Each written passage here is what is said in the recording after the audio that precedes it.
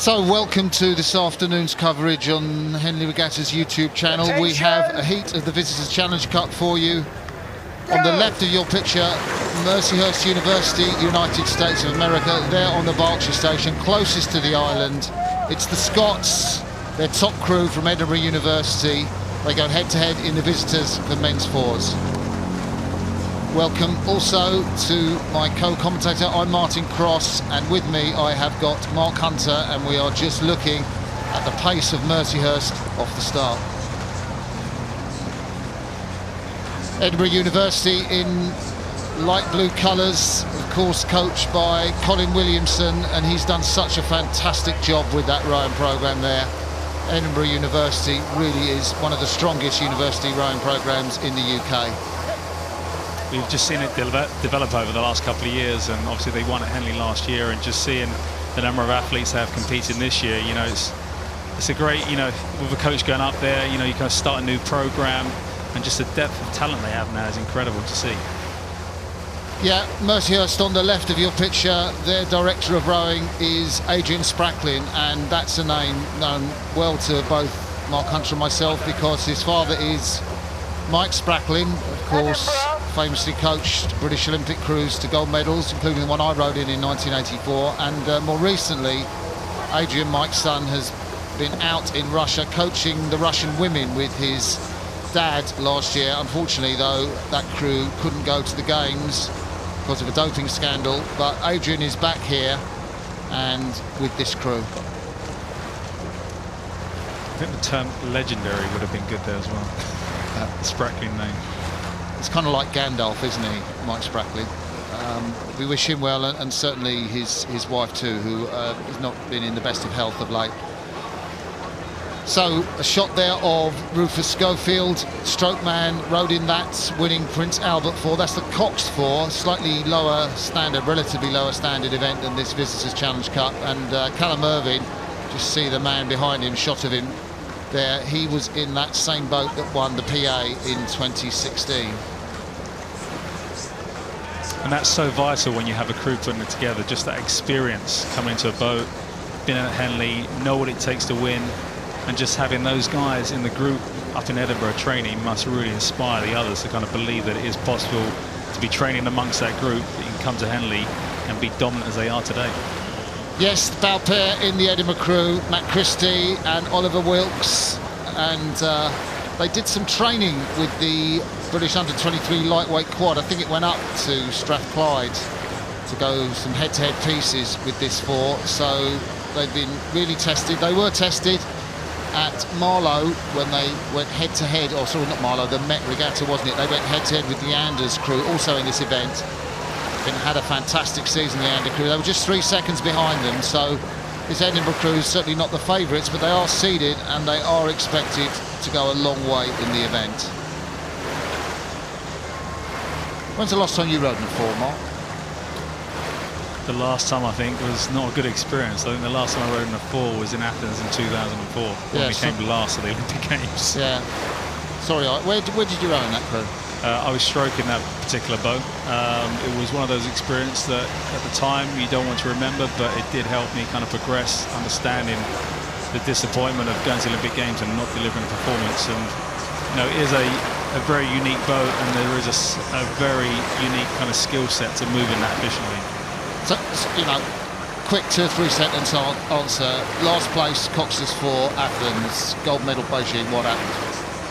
Just changed my kind of life and perspective of the way I used to train, the way I was being a professional athlete, looking after my body, making sure I was doing the right training, and also change of coach was a big thing. You know, we were under the wrong regime for 4 years and not really evolving as athletes, and the belief of what we were trying to do was always kind of felt like we were fighting things. And then it became more accountable from the moment on we got sent back to our clubs for a year, and then came back in the system with a new sense of belief, and also the development of the under-23s coming through. They were very successful, and that belief they had, you kind of had the old experienced guys with the kind of young guys who were, you know, driven and believed they could beat anybody, and that was a perfect mix. So you heard it there from Mark Hunter. We're looking at Mercyhurst there. Jonas Walker, the stroke man, Ivan Pakaluka, Brady Strumble and Nicholas Neck in the bow seats. They row up near Lake Erie, and we've already talked about their director of rowing, Adrian Spraklin. Ivan Pakaluka actually competed for Serbia as a lightweight way back in 2008, same year you won your gold medal, although he competed in the under-23 champs that year, Mark. I think it is sad that that event, unfortunately, has disappeared from the lightweight calendar now, and I think that is not good for the sport. But it's great we can have kind of fours racing at the event here today. Yeah, the standard is quite apparent now. You see how fast and slick Edinburgh are. They're really down to sort of a training paddle now, just a little bit more than UT2 work, I guess. Mercyhurst, they had their side-by-side experience up by Temple Island. Down here by the regatta enclosures, distance has got spread out a bit. There's a great shot, isn't it? You can really see what the water looks like on this course. And that's great, some of the images you're able to see at the regatta, you know, which you don't get in any other kind of regatta around the world. You know, seeing the whole move, the way the bodies move out to their kind of riggers, the balance aspect of the sport as well is hugely important. Yeah, you get a real idea of a sort of wing rigger effect there. You kind of can really see it is actually like a wing. So this race has got something like 250 metres to go. As I look up, I can see both crews quite close to where we're sitting in the commentary box. No, Polly Swan, the British Olympic silver medalist from the women's 8 in Rio, is watching this. Her new flatmate, I gather, is Ollie Wilkes in the two-seat of this Edinburgh 4, and she's given a shout out to him on Twitter. So if you're watching and enjoying this Henley YouTube presentation, Polly, we welcome you and hope you're enjoying the show.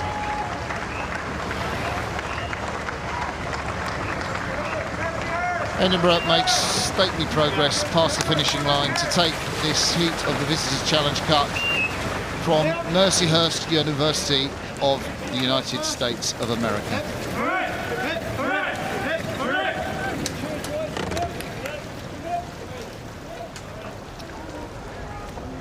So we are now looking at the Fawley Challenge Cup for junior boys quadruple sculls. Two crews basically from the same club.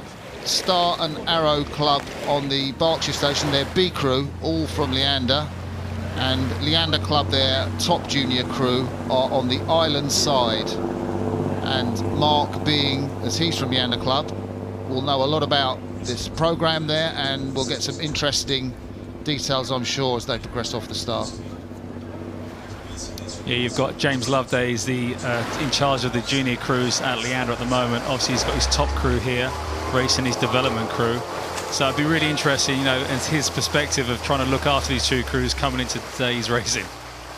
Yeah, I mean, what do you do as a coach where you've got two boys and you know, that they know that you're going head to head? I guess that, you know, there's only so much. I think the three-man in the Star and Arrow boat, that's the yellow boat at the top of your picture, Joe Willis, he's only 15 years of age, Mark. So, I mean, really, he can't expect to compete against this top Leander quad legitimately. No, and there's a reason that you kind of have the Star and Arrow, the development side of it, and then the top quad from Leander, you know, which is hopefully going to go on and compete on Sunday. That's the plan of what they're kind of setting out to do. But experience for a 15-year-old, getting to race down the track, puts him in a really good position for the next kind of couple of coming years when he's going to be racing this particular event. So we're watching this as a recorded shot. Here we go live, and you can see that Leander Club have stretched out the lead of their crewmates, but the margin is still reasonably tight, I think, for a race of this size. Miles Devereux just had a look around there, the 16-year-old, to see if it was still possible. He's looking around to check the booms now. But Mark, Leander haven't yet won the Fawley Cup. They've had a sculling programme for a number of years. You know, schools like Clare's Court, Windsor boys have done that. Why haven't Leander managed to have a quad to win this event yet? They haven't won it as a full Leander quad, but they have had a success in the past when my dad was there coaching the junior crews, and they won with when it was composites, where before it changed to just being from one club. But you know, they've gone through a few tough years, but you know, James Loveday used to I was kind of his line manager when I was at London Youth Rowing, and I saw the potential of this guy, and he's got so much potential. And for him to kind of move up to Leander, working under my brother Ross, Mark Banks and Matt Beachy, learning from them, you know, I think you're going to see some great things coming from the juniors at Leander over the next couple of years, and this is the starting point of it. So Leander still sort of, what are they doing, sort of UT2 threshold work? I mean, they haven't really dropped it down so much. No, well, I gather James would have had a set plan that he wants the guys to do. You know, it's really difficult when you're racing your own kind of club companions or friends, sitting on the start line, and you know your kind of pecking order. And you know, you've got development kind of coaches working with these guys as well. So, you know, it's all about experience for this crew. Well, the A crew, there's obviously a lot of pressure on them to make sure they get over the course in one piece, don't make any mistakes, and then put themselves in a really good position for tomorrow's race. We just saw a shot of Ben Speeton in the stroke seat, the 15-year-old Joe Willis behind him in the Star and Arrow boat, B boat, Hadley Butcher, and then Miles Devereux in the bow seat we've spoken about already. We give a name check, I think, to the Leander quad. They're seeded in this competition. They will progress further. That's Rob Crowther just moving away from us in the stroke seat. Matt Peters, Cameron Forsyth, and in the bow, well, you can see his back there, Tom Ballinger. Tom Ballinger was part of the crew that took a silver in the Schools Head race recently and at the National Schools. So I'm guessing, although I don't know, that was behind Windsor Boys School, but I'm sure people on social media can correct me if that's not an accurate. And the boat flying through the water there, it's not moving dead straight, is it? There's sort of, you would expect it to arrow, but there's little side to side, little jinks, Mark. Yeah, I get well, it's kind of the afternoon session where there's kind of a bit of wash, you know, a bit of uncertainty, and that's the uniqueness of racing at Henley. It's not going to be completely calm out there. But obviously, you know, as you progress through the regatta, they're going to be working on technical things as they go through. You don't want to be the finisher article on the first day, and there'll be things, they'll be looking at this, working on what they can put together over the next few days to make sure those sort of things don't happen. So I'm looking to see if I can see a steering foot on the bowman there, but don't think I can on Tom Ballinger. Probably might be steered from Rob Crowther, but a few little kinks there in the steering, which you can iron out, and a few little seconds there to gain. So Leander Club, their top crew, their juniors, take this heat at the Fawley Challenge Cup from Star and Arrow Club, the Leander Club. Development scullers in effect. It's got a great race, competitive for them, and no doubt we'll be seeing more of them in the future, but no stopping the Leander Club A crew.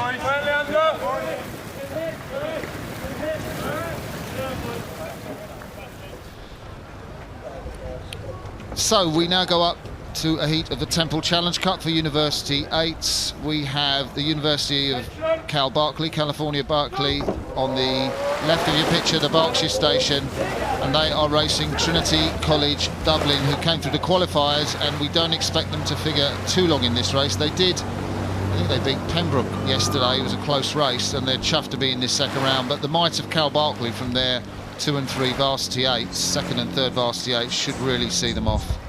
Yeah, under the tutelage of Scott Fradson, an ex kind of silver medalist from the Canadian team. You know, Scott's been at Cal for a number of years now, and an alumni himself, and you know, the pedigree of athletes they have there and the depth is pretty impressive. So to send the athletes in the 2 and 3V over, they won't be slow.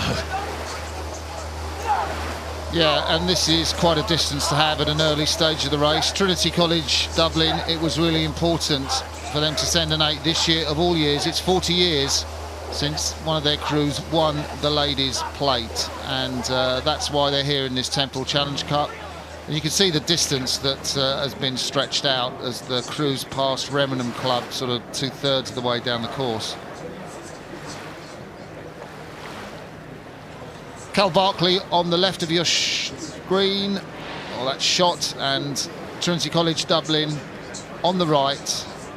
It's probably worth mentioning that Cal Berkeley's director of rowing, Mike Tatey, the legendary Mike Tatey, who coached the American 8 to gold in the Athens Olympics, the guy who's oversees this program, and Scott Fransden, who's here with this crew. He's now been made an SOS call, come and coach the American 8 for the World Championships, or the American team. Yeah, I remember when I caught up with him, actually it was a year before Rio. I was kind of in California, went for a coffee with him, and he was saying they were trying to get him back then. So obviously he decided to take it on, and you know, his kind of skill set and what he does with 8s is hugely impressive with his kind of performances that he's had in previous years, and his history with this boat class. He's one of those guys that really understands the boat and knows how to get the best out of the guys in it.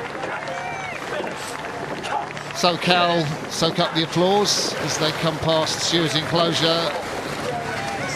Plenty of recognition for the Irish crew too, from TCD, Trinity College Dublin.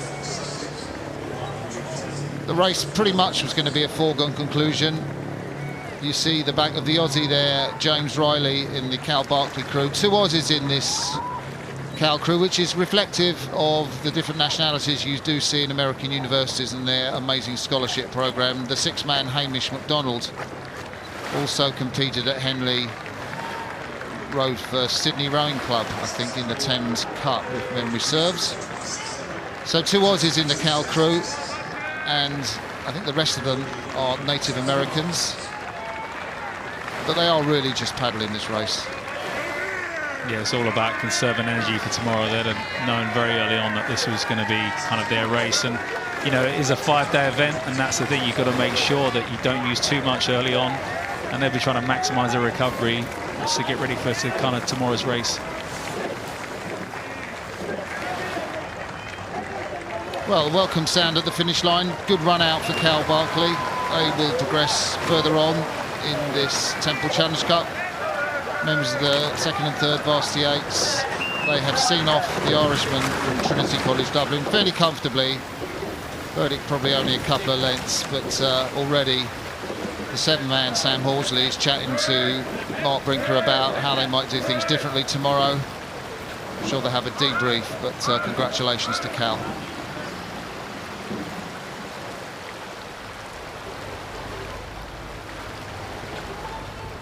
So we now go to the Prince of Wales, which is the intermediate event for men's quads. Reading University, they are on the Berkshire station. By now, if you've been listening to us on this Henley Regatta YouTube presentation, you'll know that's on the right of the screen, and closest to the island, that's the Buckinghamshire station.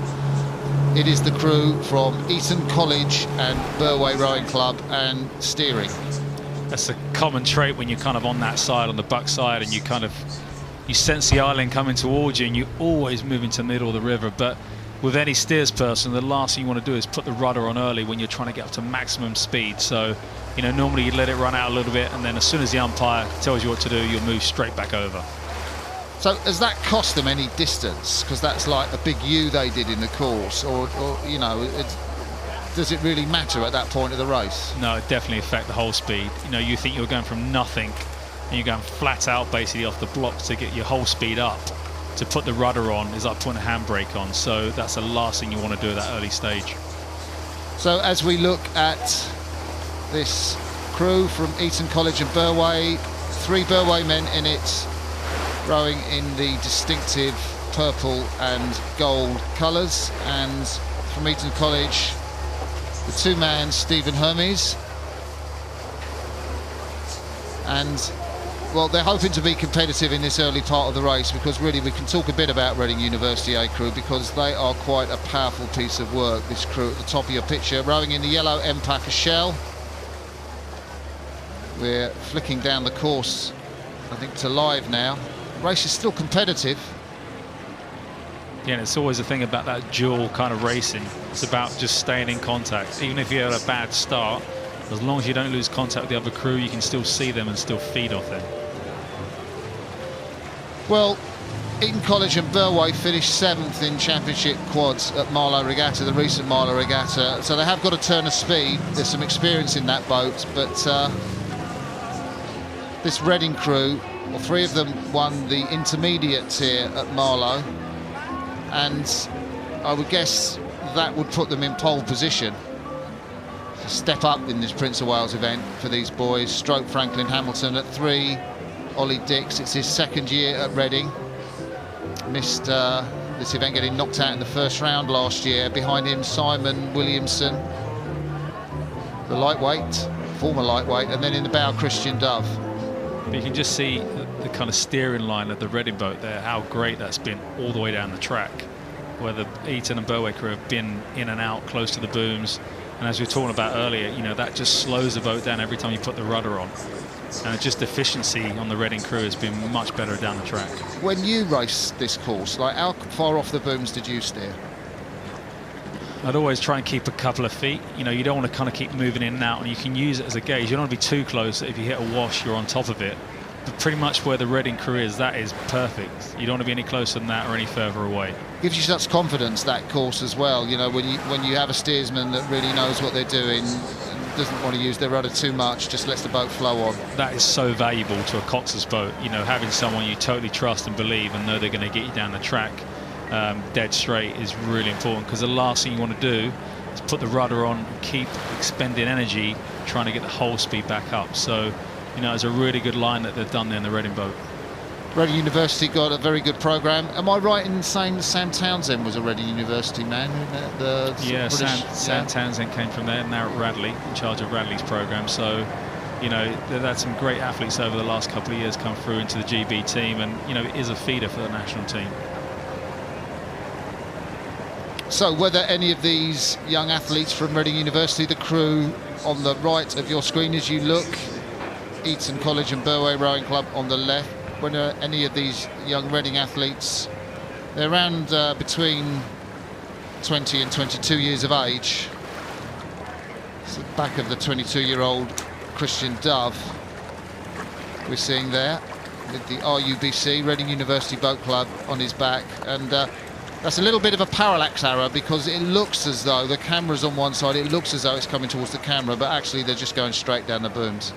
And also, once you're kind of that in front, you're able to relax with your steering, because then you have the whole river to yourself pretty much. And, you know, if you want to move out a little bit, you know, as an athlete racing, you know, I know that people don't like getting dirty water, but you'd always try and send some puddles down to knock your opposition off a little bit. So what do you like about this Reading University crew sculling? I mean, what are they doing well as far as you're concerned, Mark? Well, moving in sync, that's the important thing. You know, moving as one, that's very important. Steering, once you've got that set, that's a big weight off your mind, especially when you think about going off the blocks. You're at full pelt, and knowing that you're going to be in a straight line, you're not going to have to correct as you come into the booms. And they're just able to think about the processes now, which is what you want at this stage in the regatta. You don't want to have really kind of tight races if you're trying to progress and save energy for the later kind of parts of the competition. Yeah, and I think also looking at what Reading are doing, let that catch breathe a bit, don't they? They're not hurried just to snap back on it. No, it's quite relaxed. It kind of drifts in a little bit. You know, that's something that I'm sure they can work on. You know, they do have kind of 3 lightweights in the boat, and they've got the kind of big gun in the free seat. That's what we'll call it. So, you know, it's a tight little unit. So, Reading University now very much in view of our commentary position as they come up towards the finish line, soon to pass the floating grandstand. They know the finish is coming up. Their work is done for this afternoon, and an excellent job it was too. Reading University here, the finish buzzer. They will wait and acknowledge the sterling efforts of their opponents in this race from Eton College and Burway Rowing Club. And there are the cheers. Reading University A beat Eton College and Burway Rowing Club.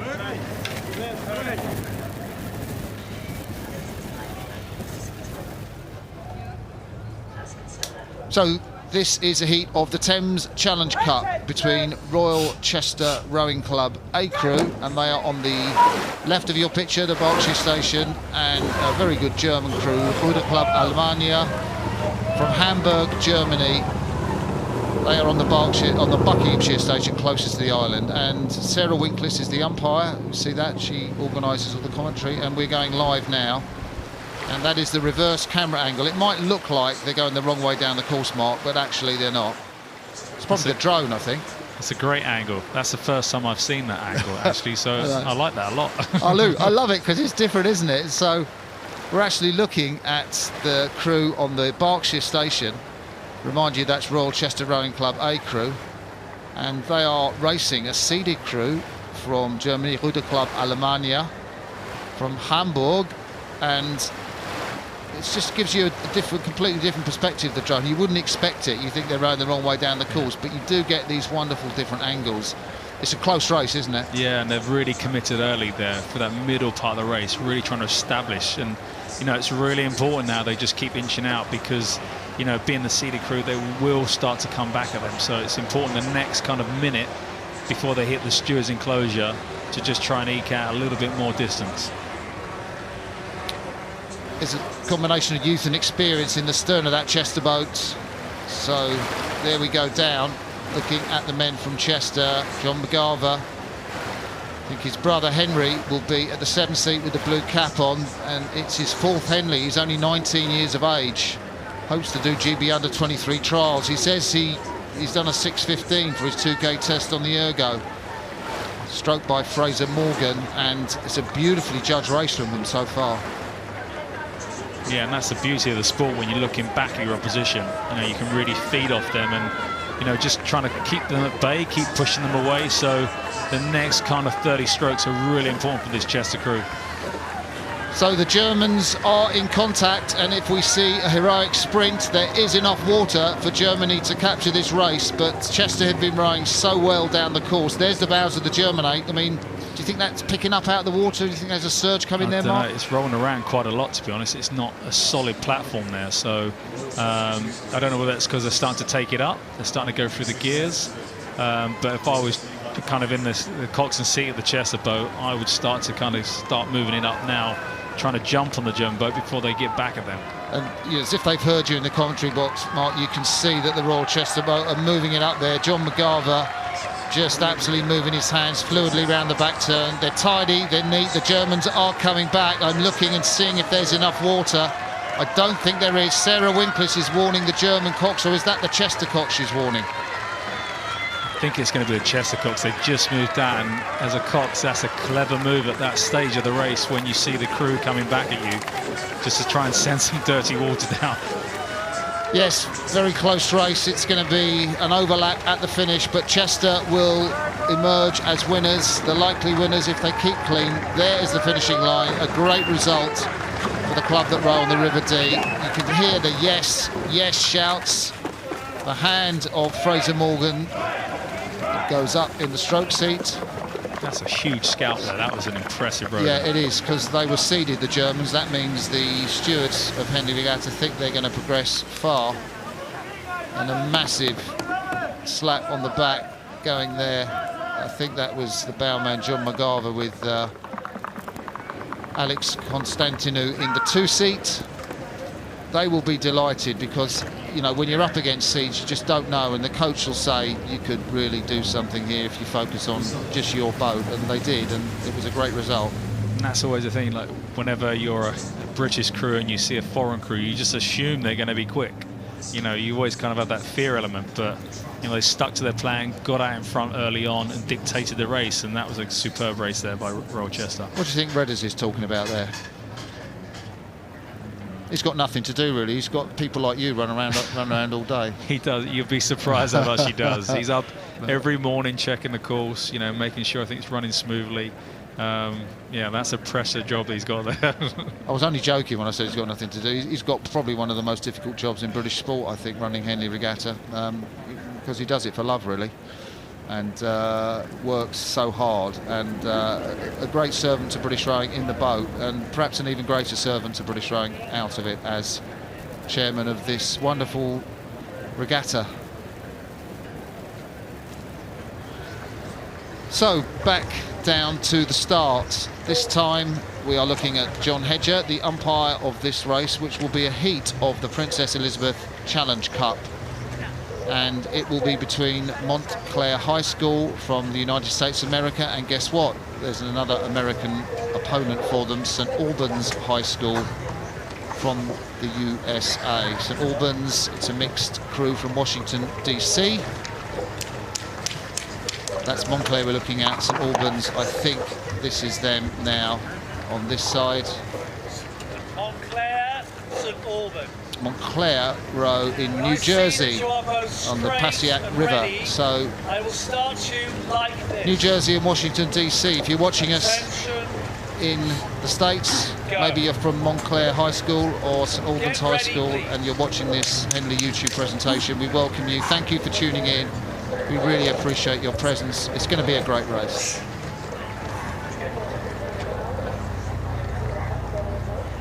Nervous energy sitting on the start. See the coxes have got their hands up, so they're not confident they're straight yet, or clear they're straight. Hands are going down. That was just the right hold that he had there, I think. I just like that distance between the attention and go as they explode into action.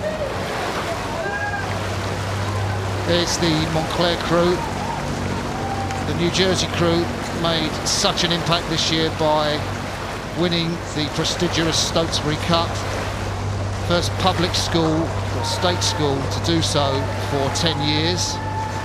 And that's a big deal when you've got all these prestigious private schools in America. And Montclair emerged as the top school. Only over a course of 1,500 metres though, Mark, and that might make a difference over this Henley course. Yeah, this is such a different course. You know, 1,500 metres, you know, it could be a little bit, we have no idea what the conditions are when they're racing that, but you know, the Henley course, it's an extra 612 metres, so yeah, you know, it's a massive difference. So St Albans raced in that same Stotesbury Cup. They finished third behind Montclair, so Montclair have beaten their opposition, albeit over a shorter course. You know, when I look at this Montclair crew, I think of their coach, Jerry Michaels, Michalosis, the Greek name, and his dad, Bob Michaels, sadly now departed.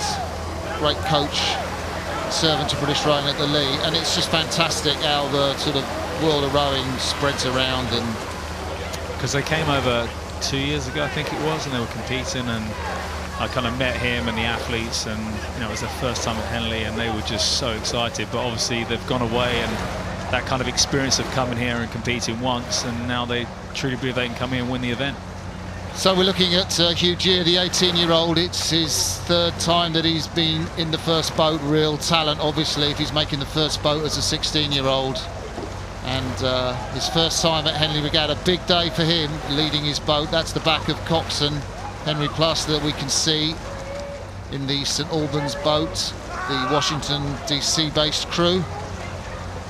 And at the moment, Mark, it looks a pretty close contest, which Montclair might have the edge.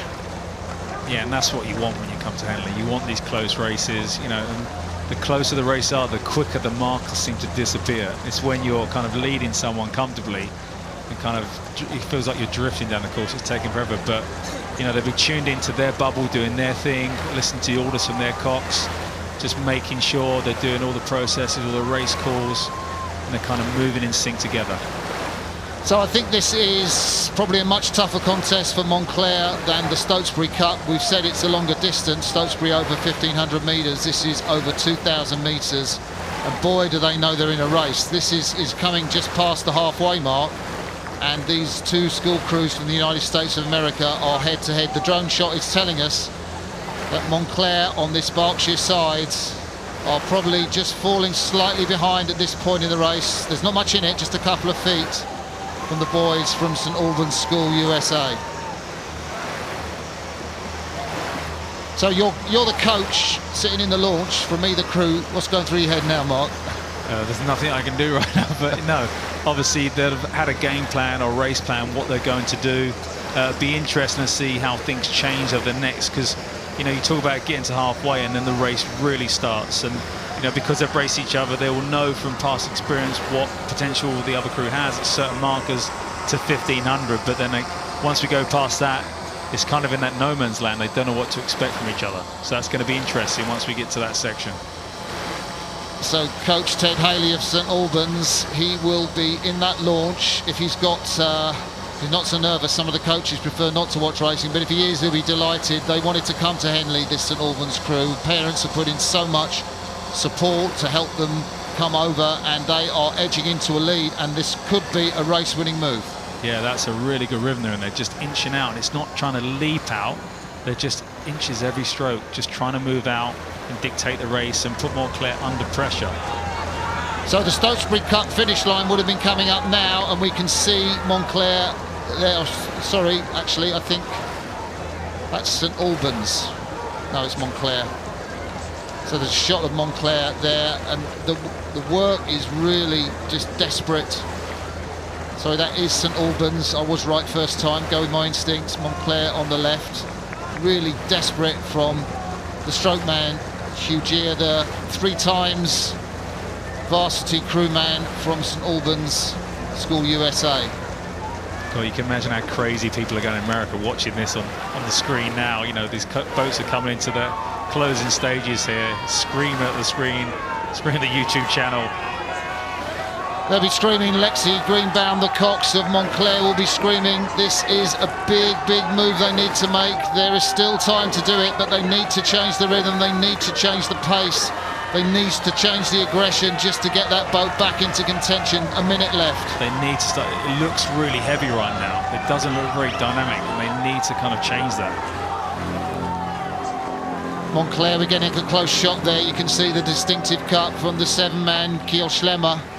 He's kept that impassive face the whole way through. The stroke man, Henry Vecchione, is really in pain, isn't he? Driving his men on, they're all in pain. The 5-man there, Kenneth Copland, he looks like he's dying. He's put so much effort into this race. They are not gaining, Mark. No, that's a really impressive move in that kind of middle section of the race in the St Albans crew, just inching out every stroke, and that's given this cushion that they have now. Little tweak of the rudder from the St Albans Cox there. Henry Plaster just keeping his boat online. We can see them now. There's about 20 strokes to go. That's it. And St Albans will have beaten the Stotesbury Cup champions, Montclair High School, the state school from New Jersey. Their Henley Odyssey will be over at this race. It came and won that heat yesterday. Today it was a tougher contest. St Albans School USA reversed the verdict at the Stotesbury Cup in America. You can hear what it means to them. Montclair, their heads will go down, but they can be proud of their effort. That is a massive win for the Washington DC based school.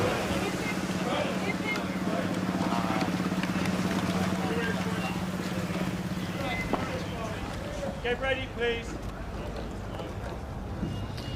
So, a heat of the Prince of Wales Challenge Cup. We're going to see them off the start. It's Reading University B crew on the Berkshire station. Berkshire station's on the left of your screen, and then it's Leander Club. Very strong crew from Leander Club. We'll talk about them on the right of your screen, closest to Temple Island.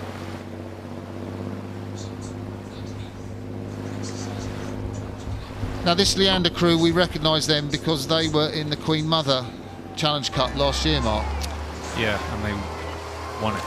Yeah, and the thing which is a question, I mean, well, let's just admire their sculling, because there's beautiful fluidity in that sculling, isn't there? They're a really tight unit, and my brother Ross is the coach of this particular crew. He's been working the last 2 years, and they're young and really talented guys, and they've progressed so well over the last couple of years. Who's the top sculler in that boat? They're all pretty close. I don't actually know which individual's the fastest, but on the rowing machine, on the water, there's not much between any of them, and that's what makes it such a great unit. The kind of mutual respect they have for each other as individuals, but also the kind of skills they have when they step into this boat. So you can see the gap that Leander Club A crew in the Prince of Wales for intermediate quadruple sculls have built up over the men from Reading University, Ross Jones, Matthew Rogers, Ollie Irwin and Jack Gibson. We won't see much of them because I think the camera will focus probably quite rightly on Leander. A lot of people will wonder if they won the top event for quads, the international event, Queen Mother, as they did last year, why on earth are they allowed to compete in this intermediate event, the Prince of Wales Challenge Cup, Mark? That's a really good question, Martin. You know, I gather there's the elite crews that we have in the kind of Queen Mother this year. We've got the British elite quad from our kind of national team. They'll be competing against the Kiwis on Sunday. Yeah, that's a question. I'm not a part of the committee that makes those decisions, but yeah, I'm sure people will be wondering why. Yeah, it was probably to do with, you know, Olympic year last year. All the international crews were around training camp to kind of make sure there was depth and class in that particular boat class. So it may well be the first time if this crew do go on to win it, and who knows, you can see the margin they built up indicating how fast they are. Reading University B crew really still going for it, but Leander, the quality of this crew, I think they beat California Rowing Club last year if memory serves. But well, the guys raced in Amsterdam last weekend at the Hollenbecker. They went there? Yeah, and they did 5:41. 41? Yeah, which for a quad is pretty quick. Well, club quad too. So if memory serves, world record for quads would be something in the 5:30s, 5:34 or something like that. Rings a bell. Low 5:30s. Yeah. So not far off world's best time pace for a club crew. Very lightning fast conditions on the Bosbahn, but I think this is a crew, like individuals, that the kind of national team is definitely looking forward to kind of taking use of in the next couple of years, you know, with the kind of sculling program we have internationally. A bit difficult to ask you to talk about your brother in a nice, kind way, but what makes him such a good coach? Because he was not such a great athlete. No, I'm joking. Rossi, he was a great athlete, world champion as a junior, under-23 bronze medalist, you know, won Henley numerous times. You know, he just has a way of communicating with his athletes, getting the best out of them, working with them as individuals, you know, creating their targets, but also understanding when things aren't going so well, being able to communicate with them, not just in one tone. You know, he's really good at using different ideas, and he's creative as well. And, you know, he's getting a really good reputation amongst the kind of British team for his kind of athletes that are coming through that, to be honest, there's other coaches in the system that said some of the guys that he worked with weren't good enough, and he's turned them into great athletes, like Tom Barras. Tom Barras, they didn't think he was going to be very good, and Rossi worked with him for a year. And and Tom Barras, of course, in the final of the Poznan World Cup 2 Sculls. He's a guy that has an eye for talent as well, and that's a big thing. What's your shout? Is he going to end up coaching at Caversham at all in the British team? I don't know.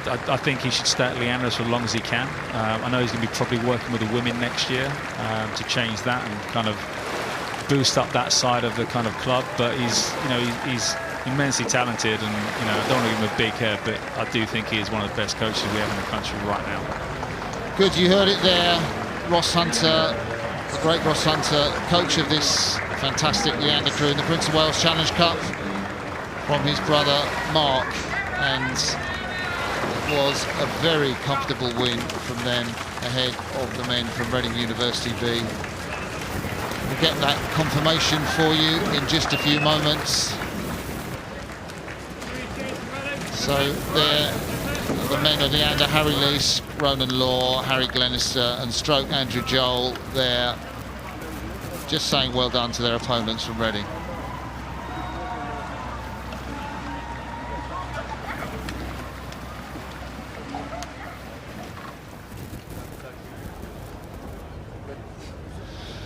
So this is a heat of the Visitors Challenge Cup for intermediate men's forwards. Durham University are on the Berkshire station in their colour, which they call Palatinate and I call purple. And on the right-hand side of the screen, closest to the island, it's the seeded crew from New York Athletic Club, USA. They have blasted out, haven't they, Mark? Wow, look at the rate and cadence there. They really went up high there. A nice straight line as well, which is really important in a Cox's 4. So this is a lightweight crew from Durham, and there will be a difference in pounds per man between these crews.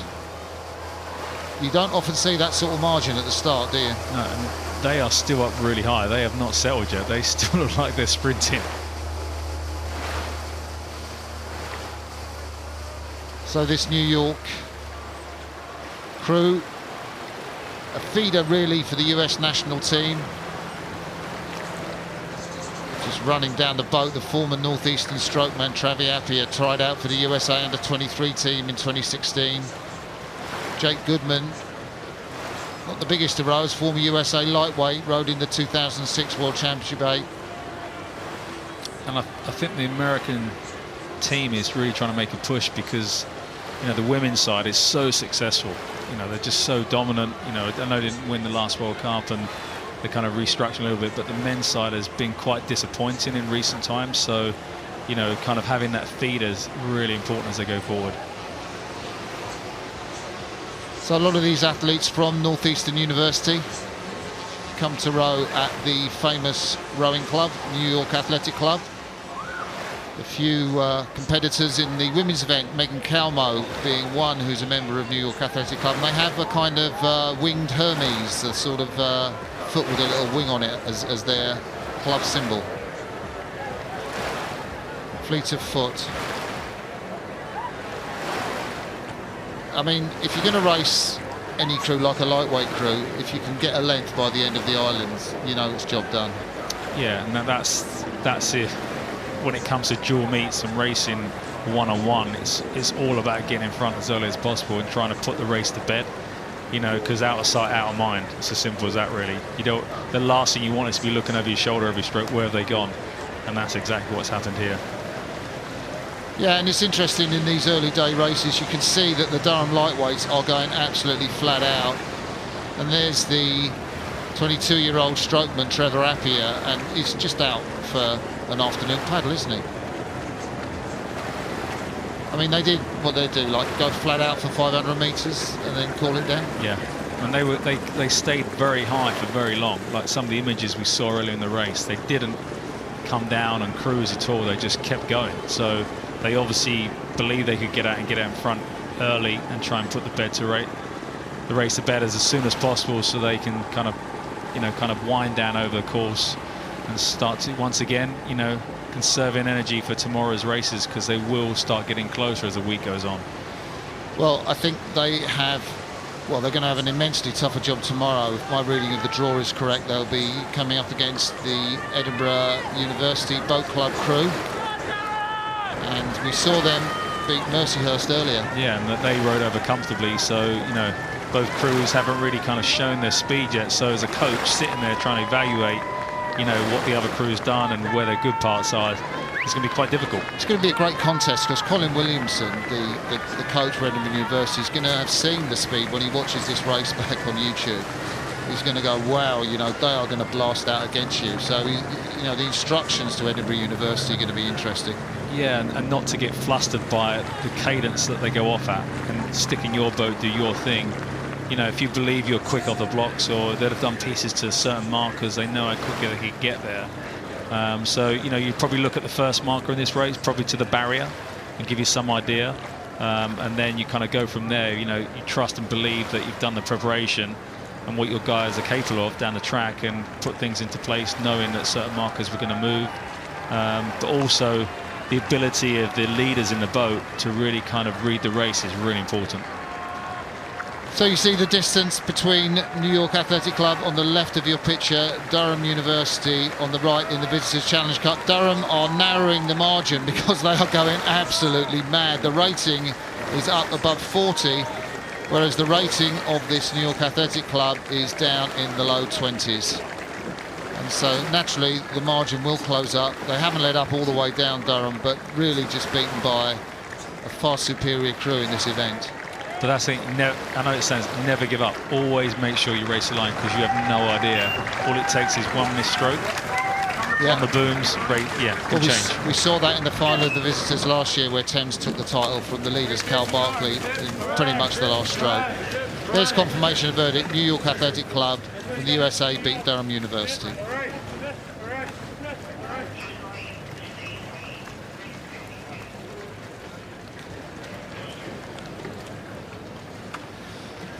So a little reminder that race 49, a heat of the Fawley Challenge Cup between San Diego Rowing Club USA and Latimer Upper School of Great Britain, is not going to happen now. It's been put back to the last race before the tea break, about 4:25 we reckon, and it's a bit of a shame, because I was chatting to the parents of one of the San Diego rowers.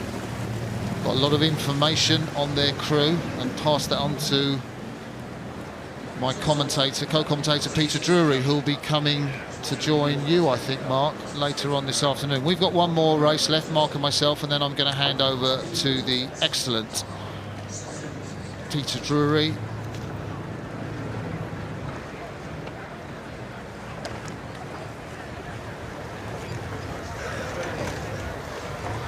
So race 50 my last race before Peter Drury takes over, and Thames Rowing Club are the crew in the yellow Empacher.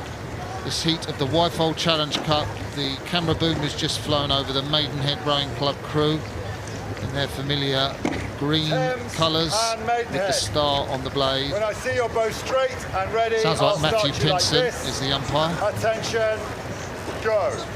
Get ready, please.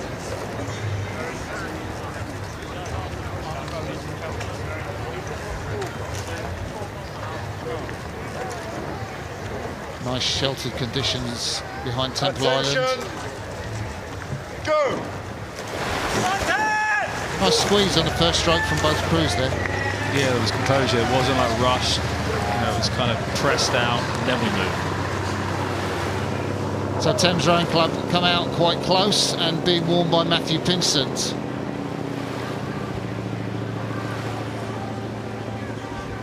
Thames Rowing Club steered by Jamie Palmer in the bow seat, and well, you don't quite get the sight on the gun rifles, the sort of wooden things behind you. You can just see them disappearing on the left-hand side of the screen there. And I think that steering has allowed Maidenhead to take advantage of it early on. Yeah, nice sight. Coming off the island there, getting inside the booms. It's always that safety net. You're inside, the race can begin, and Maidenhead are really trying to put it on early and put Thames under pressure. So much experience in the Thames boat, and they've got such a great coaching team there with Ben Lewis, Harry Lawrence King, the 26-year-old in the stroke seat. He's raced in the final of the Club Fours, the Brit in 2015, made the semi-final last year. It's great to have experience like that when you're down in this position, but so far Maidenhead, somebody who did the prep said they're not going to go past Thursday. This doesn't look to me like a crew who's not going to go past Thursday. No, and it's really interesting when clubs bring numerous kind of boats in different events. And I was chatting with someone yesterday about this, and athletes get put in A boats, B boats, depending on what event it is. But you never know the depth of the event. So as an athlete, it doesn't matter what boat you get. It's an opportunity to race, and it depends how far you want to take it. So I think it will be after that early steering adjustment, Thames have kept calm. Maidenhead, really they threw everything in, and their coach would have told them, you've got to go in early, you've got to rattle them. They did, and they have rattled Thames, but now the experience of Harry Lawrence King in the stroke seat, Will Downey, the 28-year-old in the two seats, rode for so many clubs, City of Bristol, Oxford Brooks and Thames as well. The experience of those two men will just really work with Luke Weatherin and Jamie Palmer up in the bows and just take this boat through that difficult early part of the race, and they're easing away now, Mark. Yeah, they're in the rhythm now. They're kind of inching out every single stroke, just moving away. But when you kind of go off the way Maidenhead did, you've got to do it efficiently. The thing is, if you don't, it's just wasting so much energy, and it will come back and haunt you later on in the race. But don't you think if you're going to have a Henley race, if you're not going to be competitive against Thames, you might as well go head-to-head with them for the first, 500 metres? Yeah, but I think you've got to do it in the right way, though. When you just chuck everything at it and do it erratically, it's not effective. Where you could do it, you put the work on, you're moving efficiently, you're not wasting energy. And that's the thing. When you try and just chuck everything at it, normally you tend not to go as quick as if you just went off the way you normally would. So in yesterday's races, this Thames Rowing Club crew beat Derby Rowing Club to progress to the second round. The crew on their left, Maidenhead Rowing Club, they beat Radley Mariners yesterday. But they would have known they're up against it. The stewards decided to seed Thames Rowing Club. They also had quicker times, 3 seconds quicker to that halfway mark Fawley in yesterday's races, and substantially more today, Mark. And that's a great shot there, looking kind of from the kind of bow, just looking back at the kind of Thames crew there. You can just see them moving in sync together. You do get a great shot of their feet, sort of, in those training shoes in the boat, and we fly over the bowman there with the red cap, the steersman, Jamie Palmer. He really wants to keep that right foot, I think the steering wires will be attached to, as straight as possible. So that boat just flows down on that path along the booms. It's kind of mesmeric watching it, isn't it? Just the rhythm. we could use the word therapeutic. I'd use that word. Well, it looks. The thing is, everything that's done well looks so relaxing, but you know the guys are working hard there. Yeah, it'll be interesting to see what Ben has said. You know, don't take this crew for granted. At the moment, they're still right out in the middle of the course. It's still away from any of the clubs. And Greg Still, my co-commentator, uses the expression, calls it the Badlands, in the middle of nowhere. So you're not quite certain where you are. I think maybe when they pass possibly Remnant Club, where there'll be a lot of Thames members socialising, and they'll be shouting for this crew, they might decide to just turn it down a notch or two. But I suppose from the experience that Thames had as a club last year, when you mentioned about the cow incident in that particular race in the visitors, you know, there's always in your back of their mind, got to stay in your bubble and making sure you're doing the processes of everything correctly. I mean, what experience to have as Thames Rowing Club, if you take that, always race it out to the last stroke, and you know, proof of it, you just shown the video of that Cal Thames final of the visitors. And that's exactly what you want as a coach. Because the athletes are going to make sure they complete everything and make sure they do it to the best of their ability. Bowman with the red hat, Jamie Palmer, won the Pearce Head in 2015. Thames Cup win in 2016. And no mean triathlete. He's entered the Copenhagen Ironman, which is on August the 20th, raising money for Médecins Sans Frontières, Doctors Without Borders. He reckons 7 weeks will give him a good run of training after Henley to the Copenhagen Ironman, and it's a great charity, so why not go on to Jamie Palmer's Just Giving page, and after the regatta here he will be going into triathlon training Purda. Do you fancy that, Mark? It's one thing that has never appealed to me. Like, you think about how much rowers train. Imagine trying to train for three different disciplines, and also the time that it takes to do it. And you know, just, you know, when you retire, I see you retire from sport. I enjoy participating and doing different things, but to train for something like that would be like being a full-time athlete again. So we see the crews come along the stewards' enclosures now. Thames have taken down that pressure. The verdict of the race pretty secure. Maidenhead still giving it their all, not so far behind. There they are, as Thames come up to the finishing line in this heat of the Wirefold Challenge Cup. They will progress on to Friday. Maidenhead had that one win yesterday against Radley Mariners. They've had a good regatta, and as we wait for the verdicts of that race, I will say thank you, Mark, for your company over the last few races, and hand over into the expert hands of my colleague Peter Drury.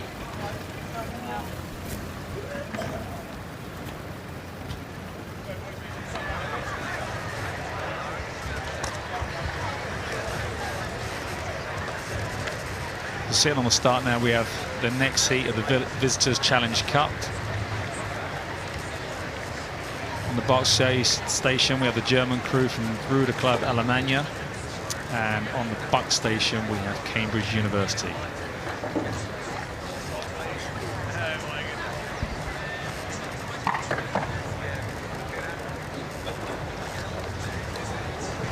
Hello, Mark. Good Nice to see afternoon. you again. Yeah. All well? Very well, thank you. Very well. Good. Yeah. And thanks to Martin for the last hour and more of splendid narrative. As you say, we're going to see the Coxless Fours here. Almania from Hamburg, and of course in the world famous light blue Cambridge University. The four, which includes two rowing blues. Substantial pedigree in both boats, actually. There's an Olympian in the bow of the Almania boat in Tobias Fransman. They've been sitting there attached a long time. There's nothing more nerve-wracking you always want to get on the start early, so you don't kind of flustered, but to sit there for that long, you know, and the last thing you want to do is look down the course.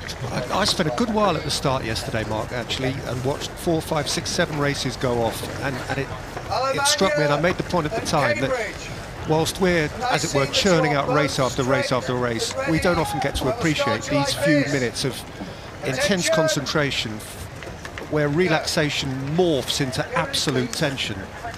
The mindset must be a very interesting thing, never mind the physiology of it all. Attention!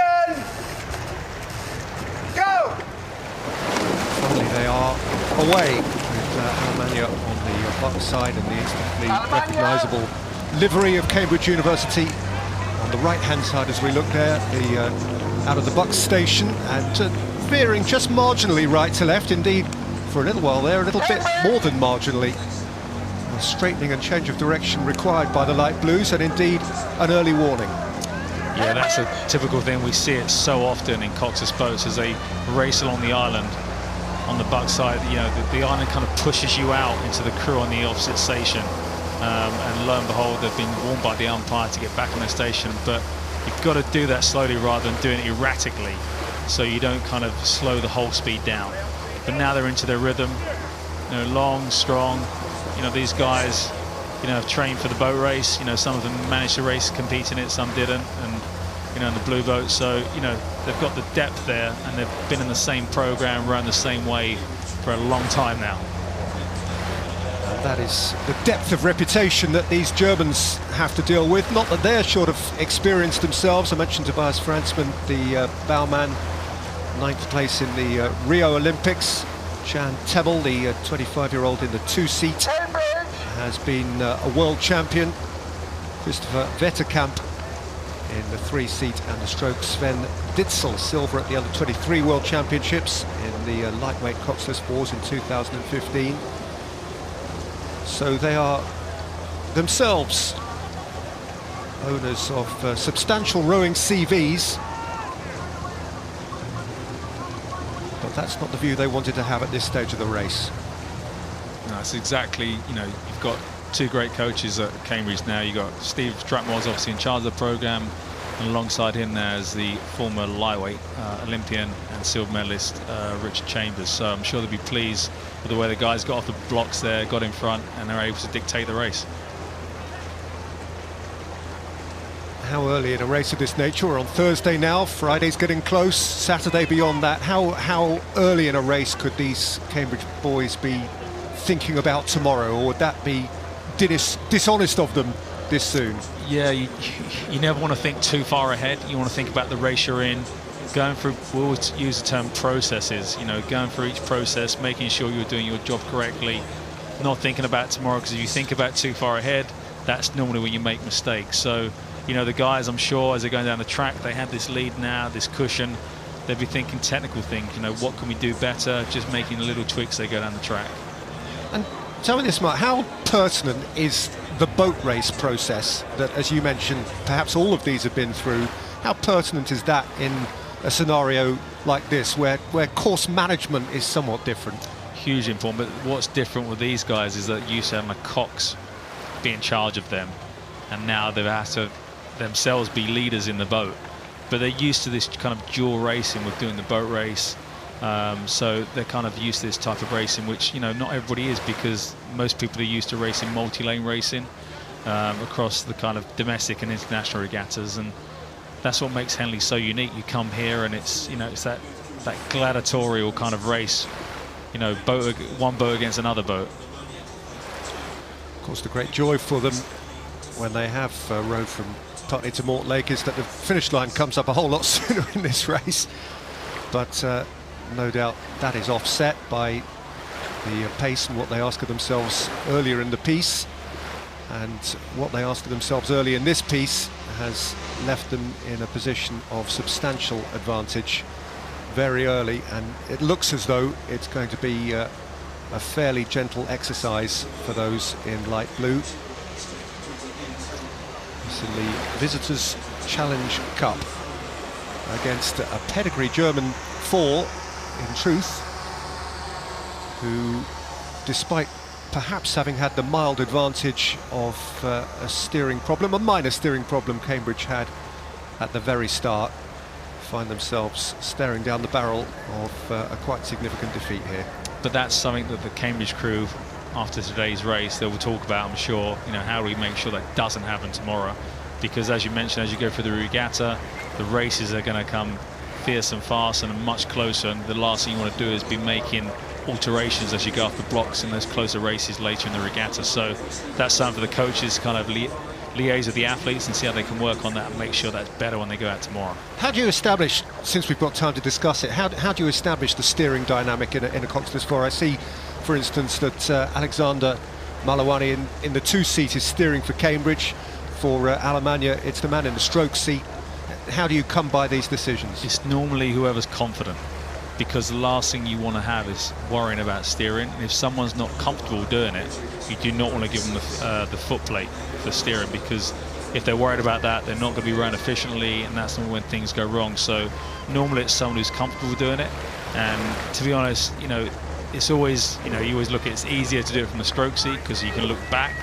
But if someone's comfortable doing it in the 2 or 3 seat or the bow seat, then you give them, because, you know, they're not going to worry about it. It's just part of who they are as an athlete, and they understand what they need to do. Is it a simple thing to do in terms of the basic practicalities of it? Well, I think the earlier you learn how to do it, the better. It's like anything.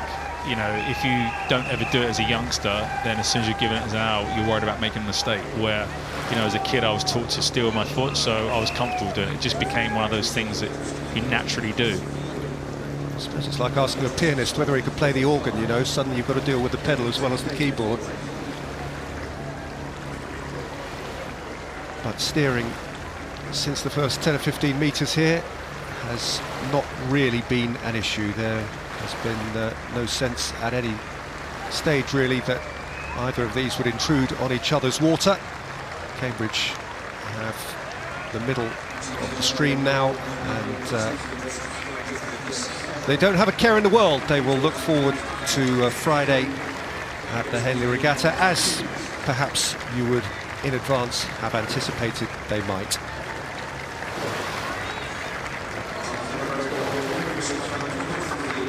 Across the progress board, and Cambridge's progress is up in lights and evident for all. Left behind Almania at a pretty early stage of the race to go forward to Friday at Henley 2017. 4, 5, maybe 6 strokes still remaining in the Germans' race once Cambridge had crossed the line and begun their 3 cheers.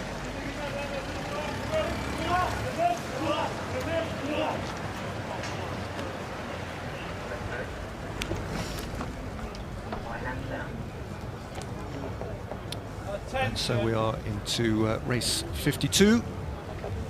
Cantabridgian on the Berkshire side, the Thames Challenge Cup against the Tideway Scullers on the Bucks station. That means Cantabridgian further from us, of course, and we're going to pick them up pretty promptly, much further up the course. And as we approach Fawley here, there is very, very little in it, actually. This has developed very quickly into a very, very good race. Yesterday, Cantabridgian beat Avon from New Zealand by 1 3/4 lengths in a time of 6 minutes 31. Cantabs were pleased with that. Tideway Scullers also overcame Foreign Raiders, beating Riverside from the USA by 3/4 of a length in a very good testing race in a time of 6:29. So comparable times, though those times oughtn't to be read too much into, because they, of course, vary sometimes according to the ease of the contest. And also the time of day they would have raced, because they don't always, at Henley, you don't always race back to back, so the Thames event won't all be raced at the same time. Different conditions, wind could have been up, wind could have been down. But I'm sure, like, each coach, after they won, depending who went first yesterday, would have definitely checked out the other crew racing to see what conditions were like. Tideway Scullers with a lead of perhaps just more than half a length but not very much more. This is going to be a contest that goes pretty close to the wire here. Cantab's not letting them go. Tideway boxed by McPhee and steering a course which is relatively central. Cantabridgian closer to their boom. Very happy with what they achieved yesterday. Their coach said, "We are indeed happy. Our best start to date. Happy even to have qualified." So perhaps they perceive this as a bonus day, and if indeed it is that, then it is a bonus they're maximising by turning this into a genuine contest. And that's the great thing, you know, you've just mentioned there, to qualify, to come and race at the regatta. For some people, that is like winning at the regatta, having that opportunity to come in and compete. But, you know, they're making a really good show of it after their great race yesterday and trying to put Tideway Scullers under pressure at the moment. The winners of this will go forward tomorrow to take on the winners of the Lee against Agecroft race, which is coming in over the course of the next hour or so, just either side of Tea. And it looks as though it is going to be Tideway Scullers, but their opponents here are going to be able to derive a great deal of pride out of this and will enjoy this last phase of the race as they come past the enclosures and drink in the noise and the levels of approval, which ought to be genuinely high here. This will go beyond sympathetic support towards considerable admiration, because Tideway Scullers were certainly strong favourites going into this. Their performance underlines that, but it's possibly a shade closer than some might have anticipated.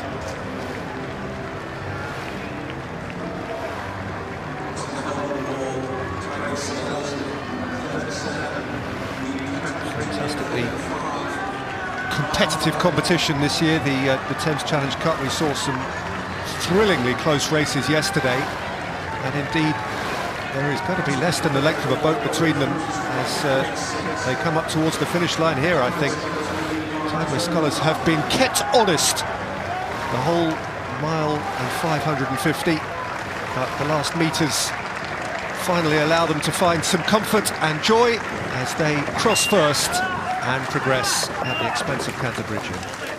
There was no chance for them to kind of let up there, so that would have hurt. They dug deep there to make sure they kept that distance.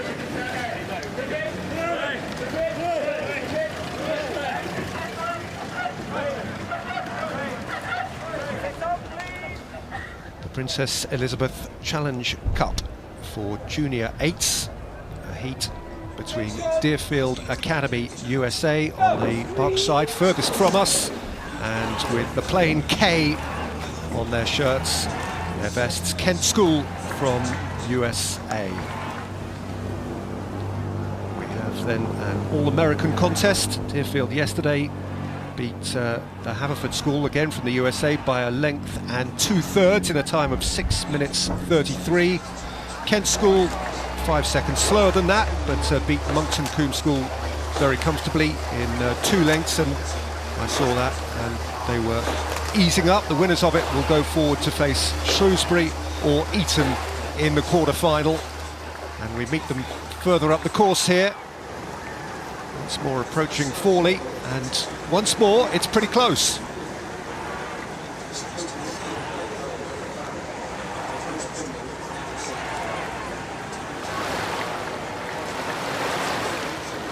And this is a really important section of the race here, you know, as you're kind of seeing the crew to your left kind of drifting away, just inching out.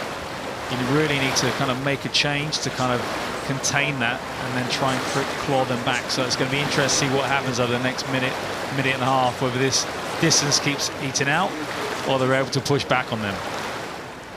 Well, if you are joining us live on YouTube across the pond in the USA, supporting your clubs, Deerfield and Kent School, and huddled round the laptop perhaps, then I dare say there's some fairly frantic cheering going on, because this looks as though it's going to be a bit of a thriller.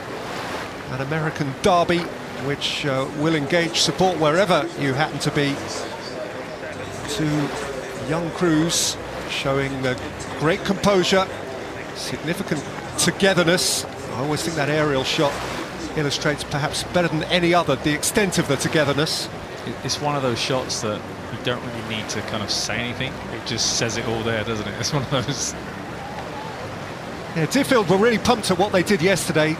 Cox said we had a smashing start and finish, but did concede that they need to work on the middle of the course, so this is the area that they're coming into now. And that's exactly what they're doing there. They look like they're gradually kind of coming up on Kent and coming back into level contention. Kent with somewhat greater experience of the event.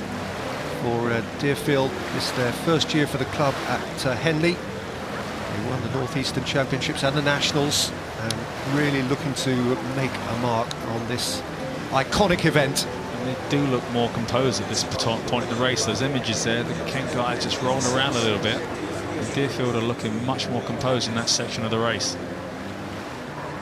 Kent, the heavier crew by a fair margin, 84k to 75k average. So their engine room has plenty of room in it, but then they have more to carry along the water. And that's the thing, you've got to use it efficiently. There's no point having that extra weight if you're not going to use it efficiently. And Deerfield just look like they're just eating that kind of distance they were behind halfway, just eating back down the track. Actually, in the last race that we have had some very exciting close races, peculiarly almost over the first couple of days of Henley, and it looks as though we're going to have another very exciting close finish here between these two strong, young, aspirational American crews. And that's exactly, you come into the stewards enclosure and both crews are level. That's exactly what you want as a youngster. That's exciting racing now. Who really wants it most? Who's got it? Who's got it between the ears? Who's got it in terms of strength and fitness? Who's saved it through the day? Who's come into the race with the right mindset and the right physical preparedness? This is going to be a truly thrilling finish, though it does seem now that the crew on the Berk side there, Deerfield, have pulled through and found themselves a margin, an advantage, which is going to be just sufficient. And goodness me, that speaks volumes for their depth of belief and indeed for their fitness. They have come from behind and they are going to win, eventually easing up. And that's exactly what their coach spoke about. You know, the middle part of the race, they move much more efficiently than Kent and just ease their way through, and then left them for dead. It's a fine race. Deerfield Academy beat Kent School in the Princess Elizabeth Challenge Cup.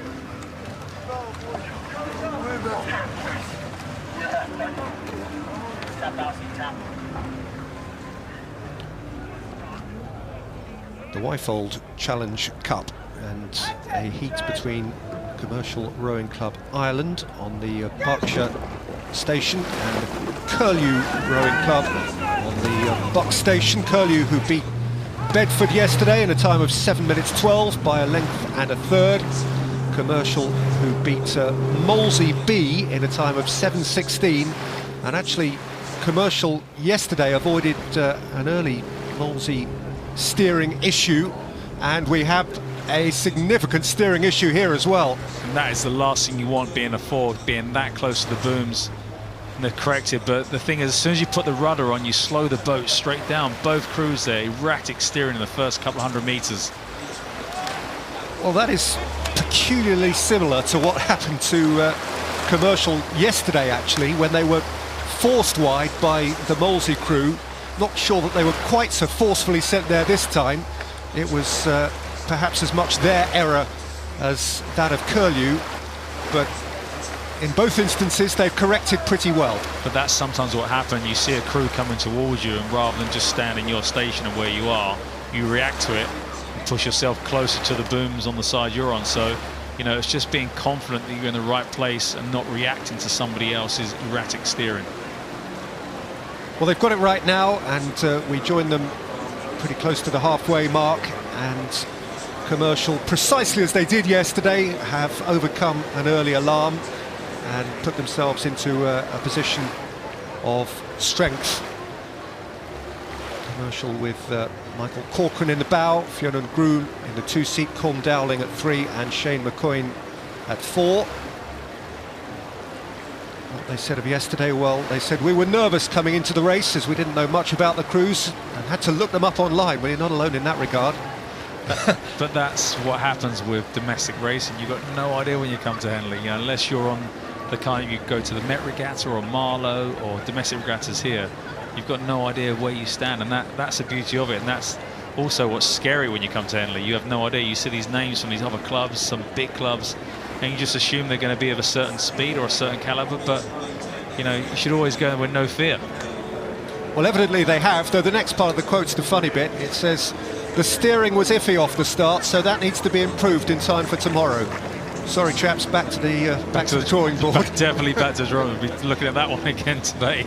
But at least there is another tomorrow, or at least so it seems, as they are in a dominant position against the Curu, who themselves said of themselves, so pleased to win in the first round.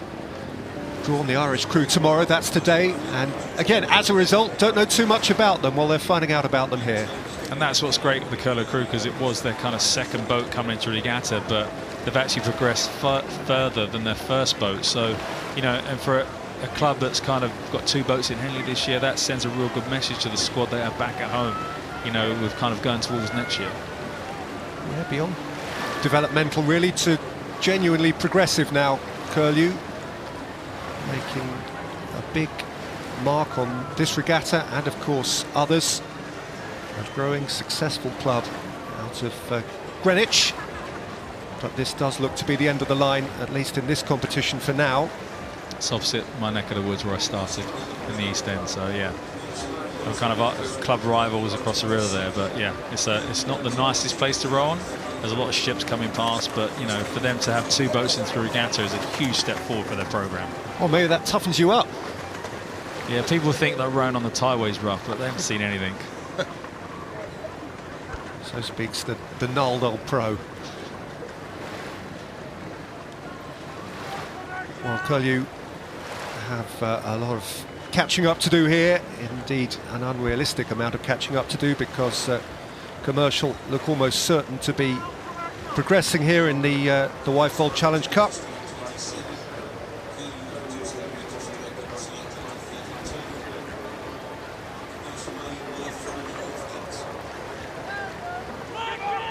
Commercial, as you possibly heard the announcer say, leading now by 4.5 lengths, and very visibly easing up now.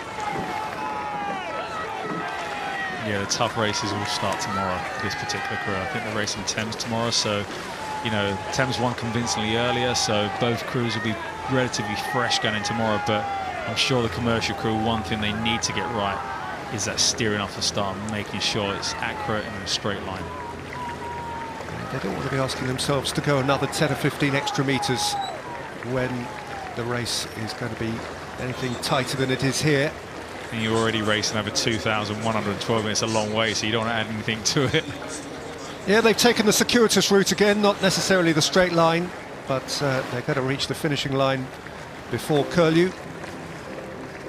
And they are going to reach that finishing line at a stroke rate which isn't too much more than pedestrian, which is fine by them, because there are tough assignments ahead. So both were thrilled to be here, both were thrilled to come through Wednesday, and for Commercial there is going to be greater joy still as they come past the stewards in celebratory mode to take their place in Friday's action at the Henley Regatta of 2017. Really good win for the Irish crew at the expense of Curu, for whom the last 48 hours have been a splendid experience indeed. And Curu arrive here having done themselves and their club great credit.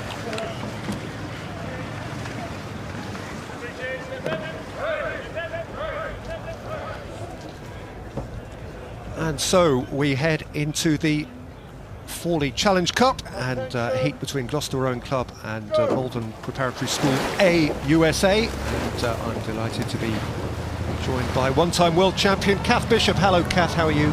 Really well. good to have you alongside, and you're joining us here for this Junior Quadruple Sculls event, which we're joining around about the Renneman Club, and with Gloucester on the Berkshire side. That's the left-hand side as we look in the brighter yellow boat, with a lead of perhaps 2/3 of a length over Malvern. Yeah, Gloucester are sort of trying to break them, and they haven't got clear water yet. Of course, that's the critical thing in this middle of the race, to grind away. And you can see they have been grinding away, and the challenge now is whether Malvern can keep contact and hang on so that they can kind of keep racing through the enclosures. But at the moment, you can see just inch by inch, a little bit more length, sophistication on the sort of catch and finish part of the stroke is helping them to creep away in that Gloucester crew.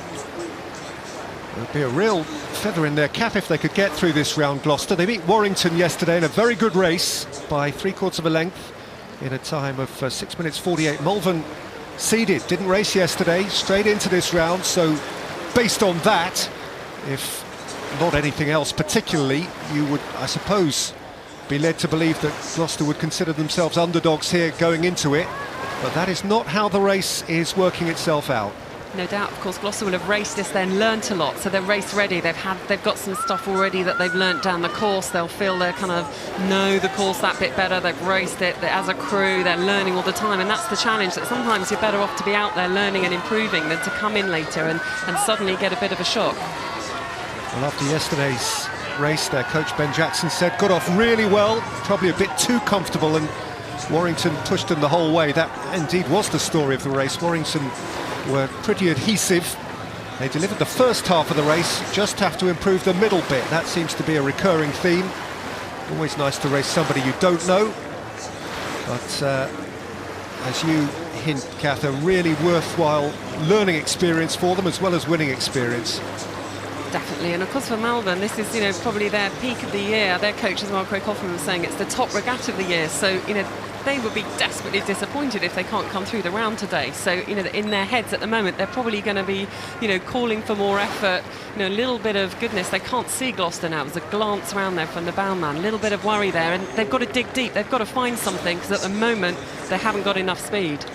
Yeah, the Malvern B boat lost yesterday to Clonmel, the Irish 4, and it looks as though the A boat is going to be eliminated here as well, and not too much money changes hands in bookies' tents at the Henley Regatta, but if it did, I reckon there would be a few picking up substantial winnings here, because Gloucester, the perceived outsiders, are winning this by quite a major margin. It's a really good win for Gloucester in the Forley Challenge Cup over the Malvern Preparatory School A4, who arrive just now.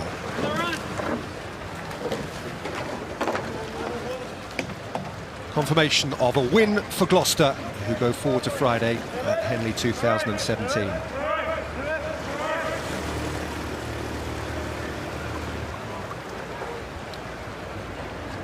Weather probably a little bit kinder today. It was teasing us with light drizzle yesterday. Haven't seen any of the wet stuff coming out of the grey stuff. It would be nice to see some yellow stuff at some stage, but that hasn't been forthcoming. But conditions, I think, probably just a little bit kinder today, Kath?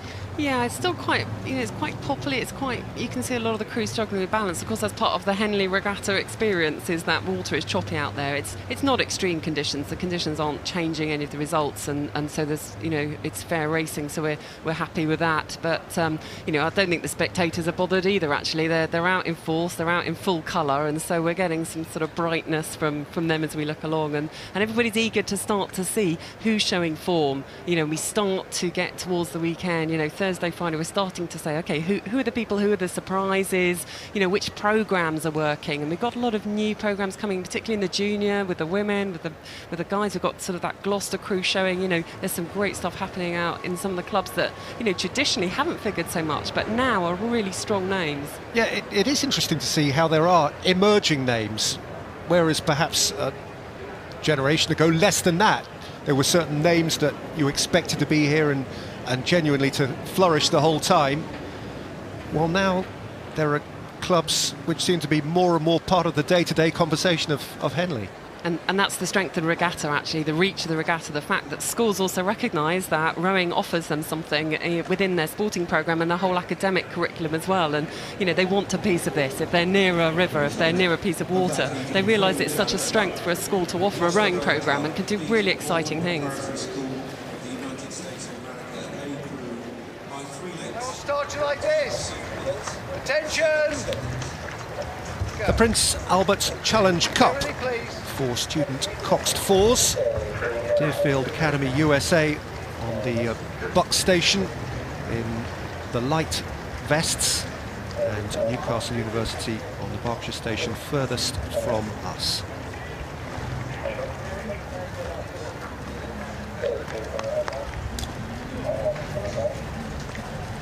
Attention!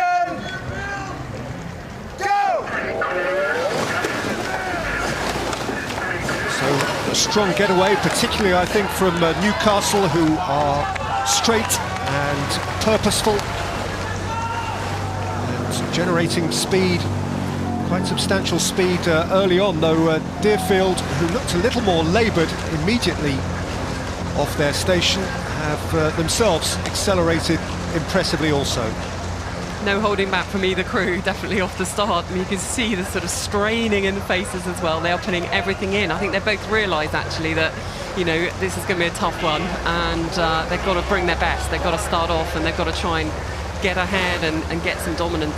Deerfield will of course be really kind of spurred on by the fact that their 8 has just gone through really strongly this afternoon. You know, they're in good form, they're coming, you know, when you get several crews coming from abroad, they want to make their mark on the regatta.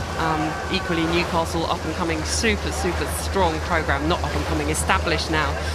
And we saw their 8 racing strongly as well yesterday. So, you know, both got something to prove that they want to be here longer than Thursday. Well, they both actually had fabulous races themselves yesterday to reach this stage of the Prince Albert Challenge Cup. Really terrific win for Deerfield over Trinity College Dublin in a very tight race, won by 5 feet in a time a second shy of 7 minutes. And Newcastle were pleased to beat the Université de Lyon quite comfortably in their case by 2 1/4 lengths in a time just beyond 7 minutes, though easing up. And actually this has been a strong competition this year based on yesterday's results for the North East in general. Durham University have an A and a B crew amongst the last 8 as well. Absolutely, and you can see now Newcastle, that kind of fitness of their programme. We've heard so much about how their Italian coach really trains them, you know, hard. It's a full-on fitness programme for those guys, and that's already showing. You know, they're also a bit cleaner. I think coming out of the start, both were full power. There's a little more raggedness in that Deerfield crew, and so I think, you know, we're seeing Newcastle just, you know, edging away now, really, both on fitness and on technique.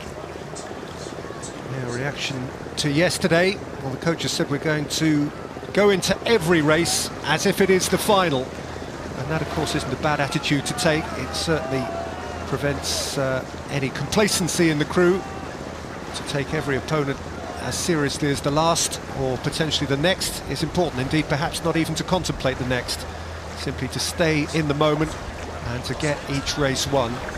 There's a good rhythm there, the Newcastle crew. You can see they've settled into that rhythm, and I think just coming out the start, you know, both definitely went off as if it was their final, but just coming out, they found that rhythm a bit sooner, and it's giving them extra run per stroke. They've got that length per stroke, and that's really starting to tell. So I don't know if Deerfield have got anything extra they can do at this point, but it looks now that the technique and the fitness is definitely superior in that Newcastle crew.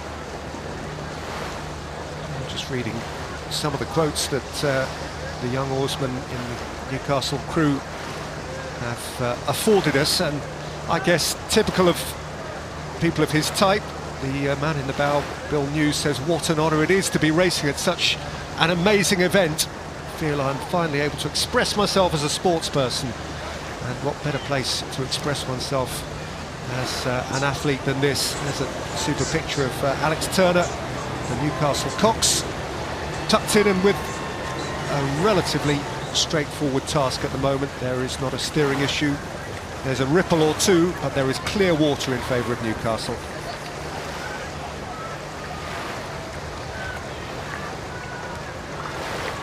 that bowman, of course, has a wider athletic experience than just rowing. He's a junior fencer and has competed internationally at swing ball. So, you know, that's not something most rowers talk about. You know, doing any sports with balls. So, as it were, interesting sporting experience. But I mean, you know, it is actually, you can see at Newcastle they're attracting people into that rowing programme because it's an exciting programme to be part of. It's a great crew. Look at that. Clearly, it is a growing phenomenon, rowing at Newcastle University. Their results prove as much. 3 of this crew were silver medalists in the Championship Coxforce at the BUCS Regatta. Went on to finish second at Marlow in the same category. They're gathering experience, and they're gathering ground actually here, stroke by stroke. They are in a very comfortable position with a terrific view of their near certainly beaten opponents here at the Deerfield Academy, who, at least having made the journey across the Atlantic, were able to get one victory under their collective belt.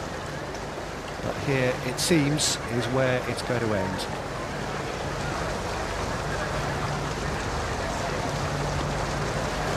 So the Newcastle crew have had experience of Henley in their pre-university days, in their schoolboy days, so I think they'll be pretty excited to be back and in such a strong crew, and it looks like they're heading through to Friday. Where they will take on either Colgate University, another United States entrant, or the B crew from Durham University. Durham A and B on either side of the draw. They can't meet till the final. What a final that would be. But Newcastle may find themselves in a bit of a derby against their near neighbours from Durham University on semi-final day. For them, the challenge now is to sort of really practice their rhythm for tomorrow. Of course, they've got to put this race to bed. They've got to make sure nothing strange happens. There are no kind of extra pushes from Deerfield, but I think they've got everything covered. And for them, it's conserving energy, but also reinforcing the rhythm so that, you know, the cocks will be making sure they're on top of their technique, you know, relaxing as much as possible. And part of this is putting this race to bed, but also embedding the rhythm that they have that will, you know, they'll need to have under greater pressure in the next days. It looks as though it is going to end, though, for Deerfield, whose cock said yesterday that this wasn't the last piece of the season.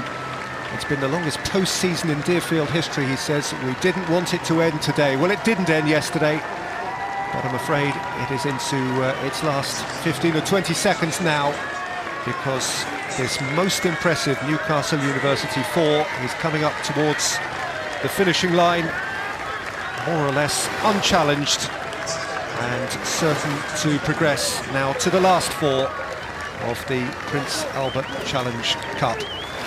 Newcastle University, and a growing and impressive programme which is bearing fruit, race on race, regatta on regatta, month on month and year on year. Newcastle University, another tick in another box. And Deerfield Academy follow them home. It's Newcastle who go forward.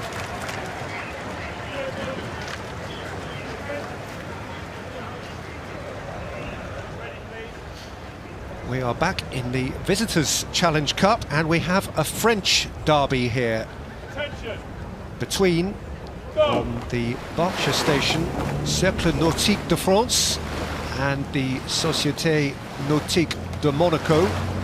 And nearer to us, Aviron Grenoblois, and they have very quickly got very close each to the other, and the umpire is involved. It's that classic challenge. The crew nearest the island naturally feels they want to steer away from the island. It pushes them into the other crew, and then that has a knock-on effect on the other crew. So we see this repeatedly, and it's something that crews, I'm sure, are aware of coming into the championship, but can't seem to override. I mean, it's when you're a home person and you train at Henley, then you have the advantage, because then they seem to be much better at managing that, and they're used to rowing next to the island. But anyway, back on track, back on course here. It's a sort of composite crew, the Cercle Nautique and the Société Nautique 4 from Monaco, as it says in the name, and the Cercle Nautique de France, who row out of Neuilly-sur-Seine, just west of Paris. And it is they who trailed early and still trail as we rejoin a little further up the river. The Aviron Grenoblois crew,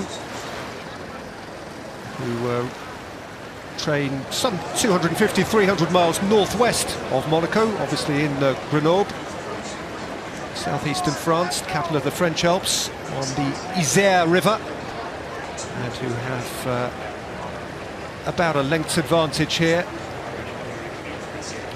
I did spend some time looking at their club website today and recalling my A-level French to try and make sense of it. And they're very, very excited to be here, the folk from Grenoble. Henley, nous voilà, they said, here we are, Henley. And talked about their journey to cette mythique regatta, this mythical regatta, dans la banlieue chic londonienne. Wow, you've done your homework, haven't you? Well, I've tried. Très bien. The stroke man, in fact, François Marty, has been rowing for 20 years, and he says he's watched twice, he's been over twice, and is super excited to actually be here competing. And he's a former lightweight international, so, you know, for him, he'll be even happier that he's going to get to compete another day by the looks of it. I mean, they look definitely superior now, and they'll be so pleased to have one over their neighbours, as it were, and looking smooth and, you know, relaxing, nice and long there, powering it down, again getting ready, thinking about getting that rhythm so that they can get safely through this and be ready for the challenges to come. An oddity in a sense that they should travel basically the whole breadth or length of France and another 150 miles into England and then face relatively near neighbours. How fantastic that we are able to offer them the venue and such a splendid regatta that, of course, they wouldn't perhaps be able to compete with, dare I suggest. But, you know, that's the uniqueness of Henley. People want to come and race here. You know, if it's a derby, wherever it is, then you know it's going to be fierce. So there'll be an extra pleasure for them in being so dominant here. And your words are only borne out, Kath, by what else I read on the Grenoble website, which essentially described coming to Henley as reaching the promised land. That's or right. Perhaps the promised water. Yeah, a dream. It's a dream. I think that's what the bowman described it as. It's a dream for every rower in the world. So, you know, this means a lot to them, and they'll have had this as a focus. Who knows how many, you know, years they may have planned actually a trip to come over and wait for a particular kind of strength of crew and strength of squad. They feel this is the year we can come and actually make some progress. And not so very long ago we saw Cambridge University beating Almania from Hamburg in this event, and Grenoble, when they win here, will be able to line up in the quarterfinals in the last 8 against Cambridge University, which again I'm sure will be a great thrill for them, because of course the boat race resonates globally, and for them to line up against the famous light blue will mean an enormous amount. Cambridge University, I must say, looked awesome against their opponents today, so that is going to be a whole new kettle of fish for Aviron Grenoble, but it'll be something that they really embrace, really relish.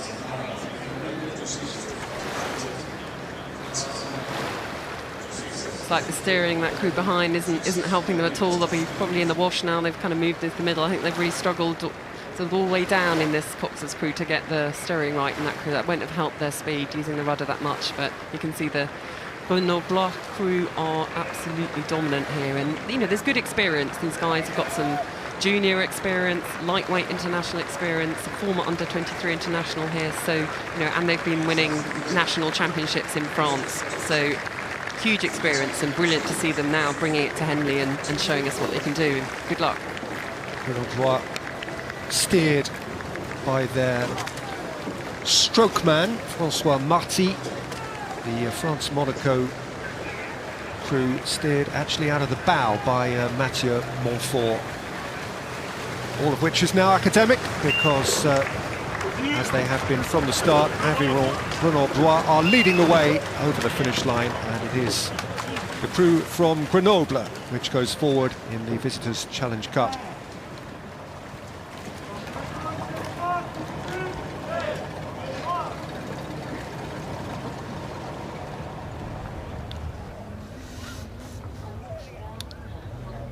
Two crews in the Thames Challenge Cup from good old Blighty. Familiar foes Thames Rowing Club B in their very well-known uniform of red, white and black on the Buck side, and Kingston Rowing Club in scarlet on the Berkeley station, and we're going to join them at the halfway point pretty promptly, and still pretty tight actually. There is very little between them, maybe a quarter of a length, at most a half, but it is the Thames crew that has the advantage. They are inching away in this Thames crew, I think, now. I mean, it's great to see, isn't it? A B crew, that's the strength of the programme at Thames Rowing Club now, that they've got an A crew and a B crew in this event, and that in itself says a lot to some of the other clubs around, like Kingston. Of course, they won this event 2 years ago, so there'll be people with experience of that, remembering that, and that's, you know, that's helping them through. But I think they're about to break clear now, and Kingston's struggling to get back on terms. They need to lift, they need to try and find something, but it may well be they've already put in everything they've got. Kingston do have some Henley experience in their crew, of course. They have a pretty young crew, 17-year-old Cameron Sperling in their 5-seat, and an 18-year-old stroke in George Fellows, but they are well behind this perhaps more established Thames B 8. There is that Kingston crew. Sam Tunbridge in the 4-seat appears an interesting individual, competing in his second Henley Royal Regatta, slowly moving my way through the boat, he says, after being at 2 last year. Spent a long time playing cricket at the top club level, and before rowing, and played many times at Henley Cricket Club.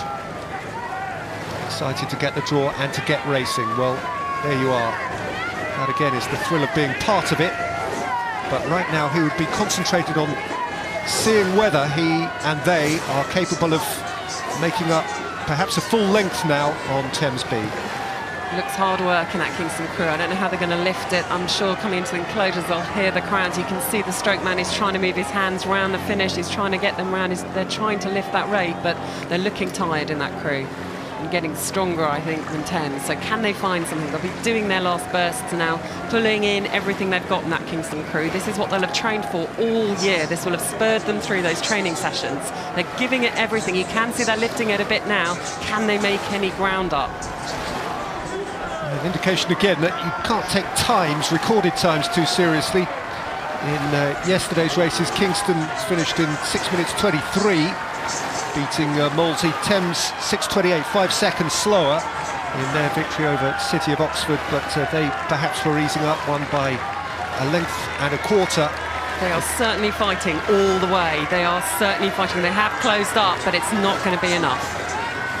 Too little, too late, just from Kingston. As Thames B cling on, hold on, grit their teeth, stay together, reach out for the line. It's going to be very, very close in the final analysis. Very close indeed. What a very good race. But Thames B win it by a fraction from Kingston. Terrific contest. Thames B go through.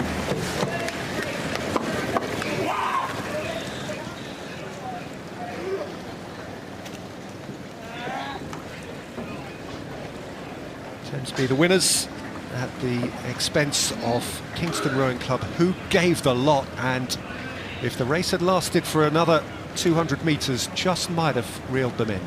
Not to be.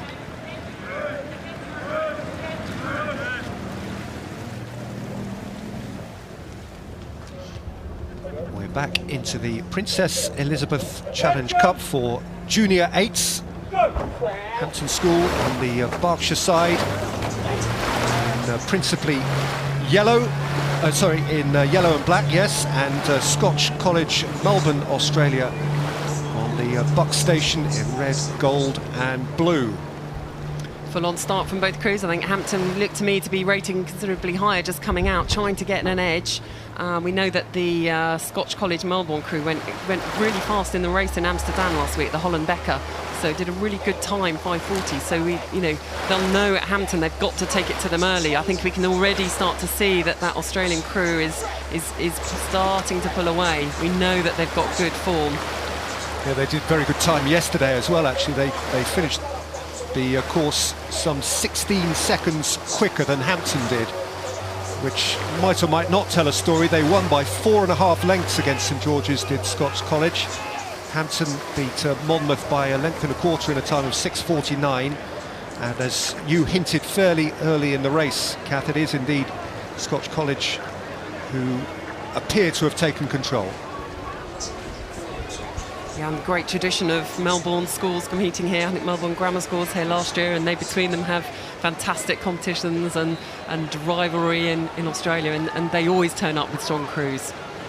If you go down to the banks of the Yarra River, you're likely to see and find some accomplished oarsmen, particularly out of this school, Scotch College, located in Hawthorne, Melbourne, Victoria, Australia.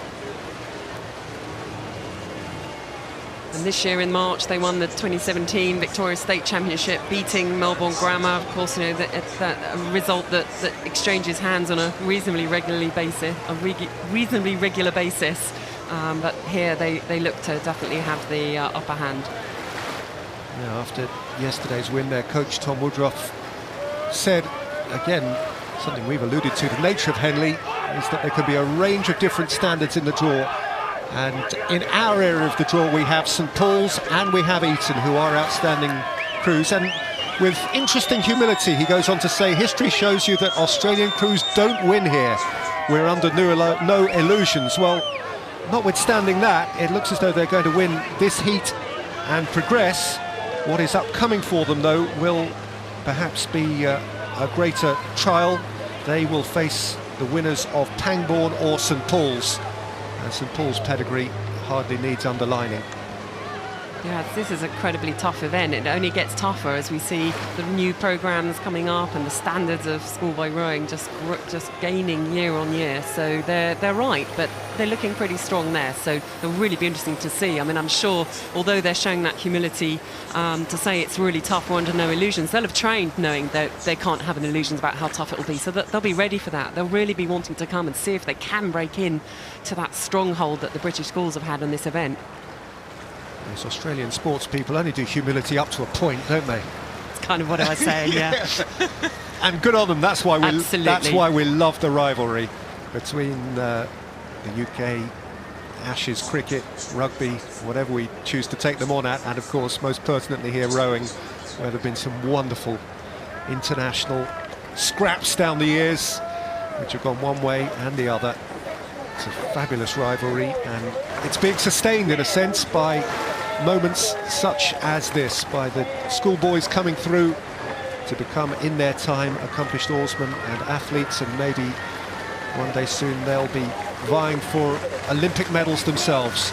Absolutely. We've seen recently the sort of Australian-British rivalry renewed amongst the Cox's Falls, across the Cox's Falls event internationally, and it starts as schoolboys as well. It's fantastic to see that whole range of experience and racing that goes on between Australia and Britain, and of course the rest of the world. But it's great to see it on the waters of Henley.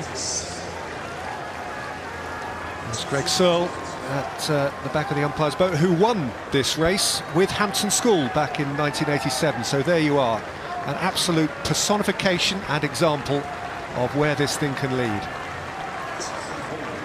Indeed, and I think for Hampton, they're constantly trying to sort of get back to that glory period of the 80s and trying to work out a way. They've got a great coach with Neil Double. They're trying to get their squads back to that level. They want to compete. They know they've had that in their history, and it's a challenge for them. And it won't be happening this year, but I'm sure they'll be looking to kind of build on these performances and get back into the weekend stages of this event in the future. Meantime, it will be most interesting over the upcoming 2 and 3 days to follow the progress of Scotch College, Melbourne, Australia, who appear a strong, coherent, mature, athletic crew, and who win here at the expense of Hampton School and go forward in the Princess Elizabeth Challenge Cup.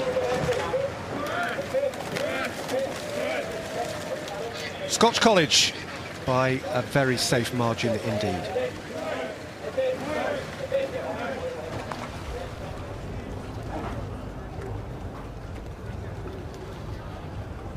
The Forley Challenge Cup on the Berkshire side, Star and Arrow Club A, on home water of course, effectively Leander against the Windsor Boys School in green and gold on the Bucks station. This race 60 of the day, Star and Arrow beat King's Worcester yesterday by 2.5 lengths. Windsor boys didn't row yesterday. They are seeded up to this point, so we will see whether they are worthy of that seeding. Windsor boys had a really strong start there. They've got the edge, they've got a good half a length now coming away from the island, which they'll be very pleased about. They want to try and get an early stamp on this. Of course, it's one of the top junior sculling programmes now. We can see that's paying off here in this event.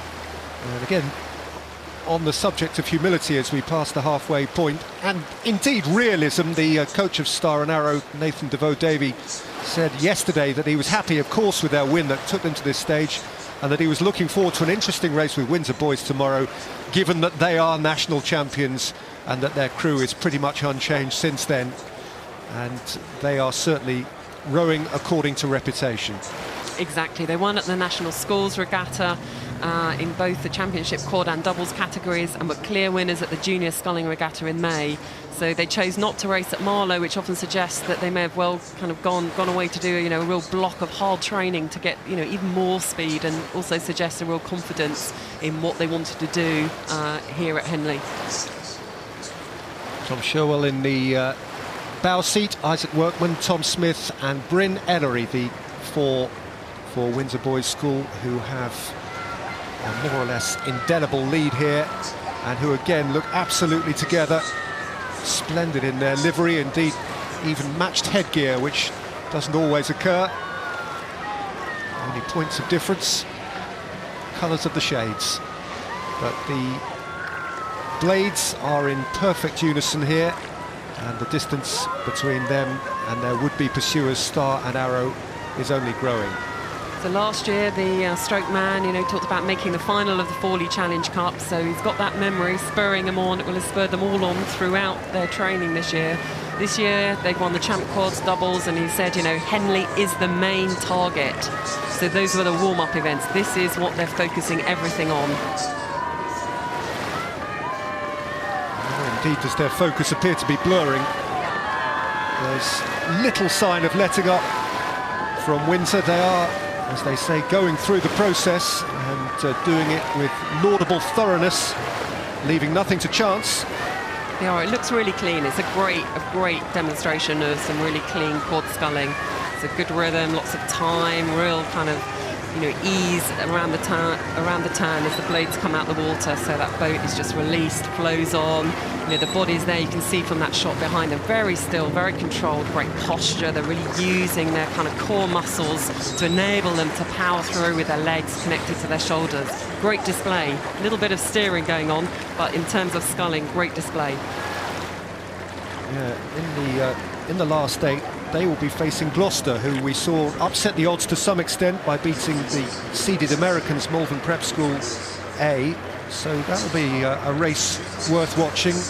Perhaps another rung up the ladder for Gloucester to try and climb, having climbed one, a fantastic challenge for them. It looks to me as though anybody who beats Windsor has a very good chance of lifting a trophy at the end of the week. The Windsor Boys School coming up to the line now with a certainty and a smoothness and a purpose and an absolute togetherness, indeed a relentlessness that could count for a lot as the week reaches its climax. Their Thursday race reaches its climax entirely satisfactorily. The Windsor Boys School moved through in the Forley Challenge Cup, having beaten Star and Arrow Club A.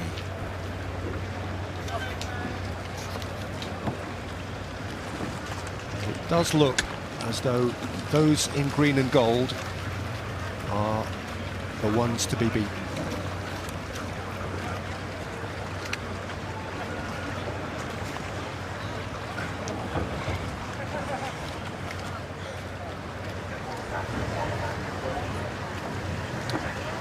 Back into the Princess Elizabeth Challenge Cup now, and two very well-known English rowing schools on the Berkshire side. Radley College in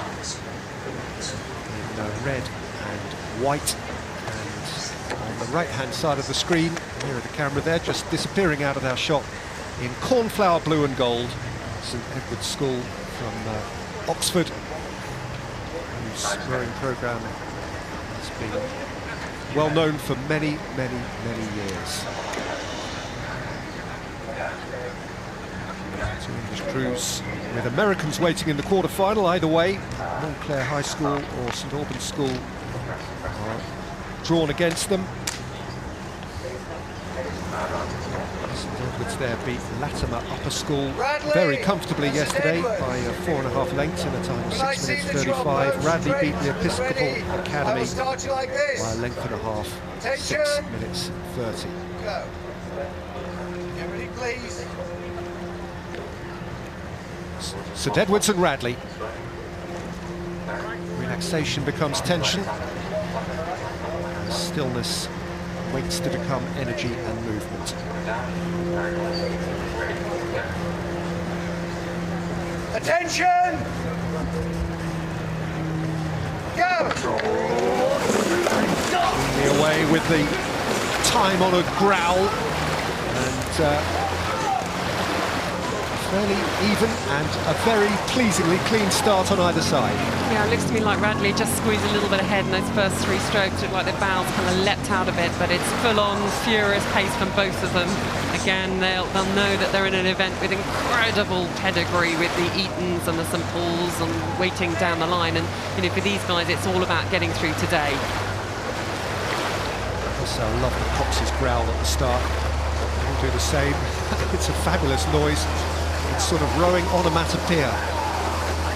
And it works, and it has certainly worked for both of these who've picked up a terrific early rhythm. And again, pleasing smoothness. The challenge now is coming out of that powerful start. They're both through absolute everything in, and they've got to get into that rhythm that will carry them down this long middle, or still in the first quarter of it, and into the middle with something that's sustainable.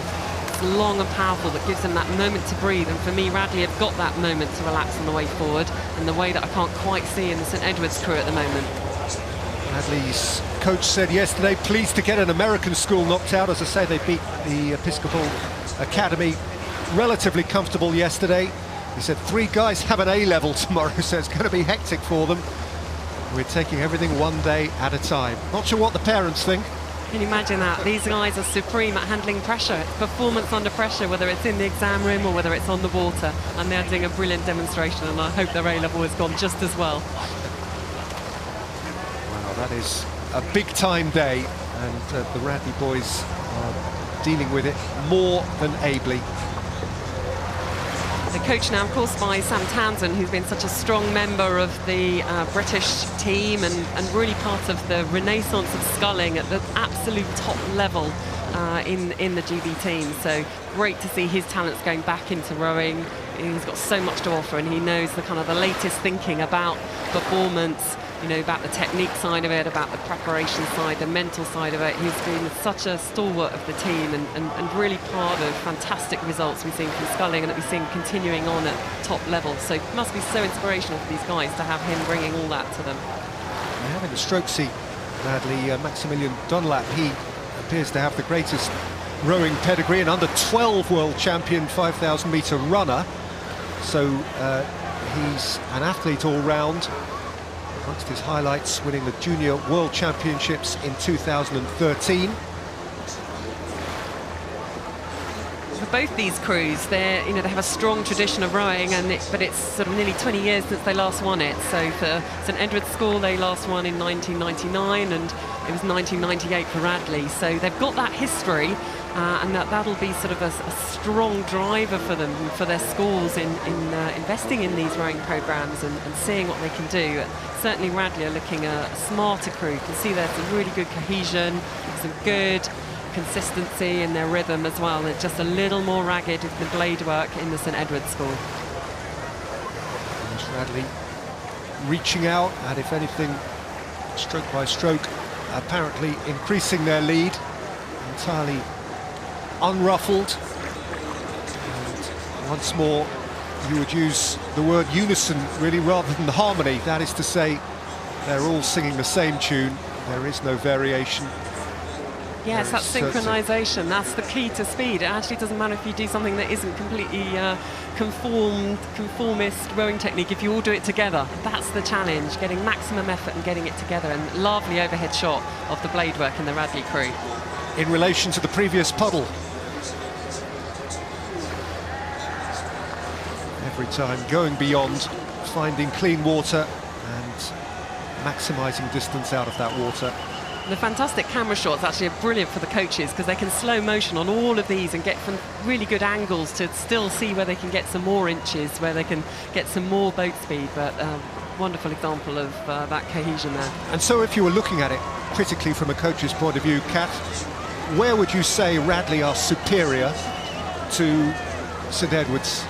So it is the timing of the blades and the accuracy of the blades, particularly at the front end. That's the sort of thing that stands out and often is the thing that makes quite a big difference. They are more accurate the way they enter the water, and they enter the water in a quicker way. So the blades square and drop in a fraction quicker than is happening in the St Edwards crew. And you can see the angles down the boat across the lengths are not quite as uniform either in the St Edwards crew.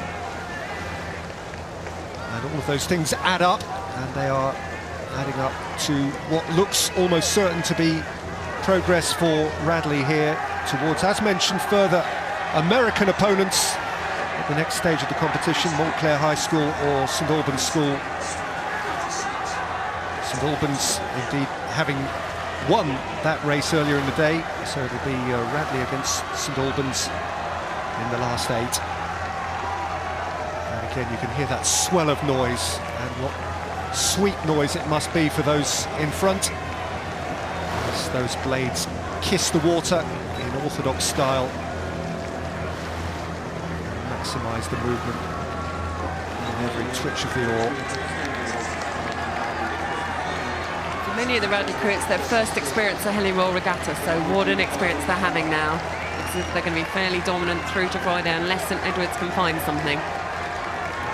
Freddie Corner, the bowman, closer to his 19th birthday now than his 18th.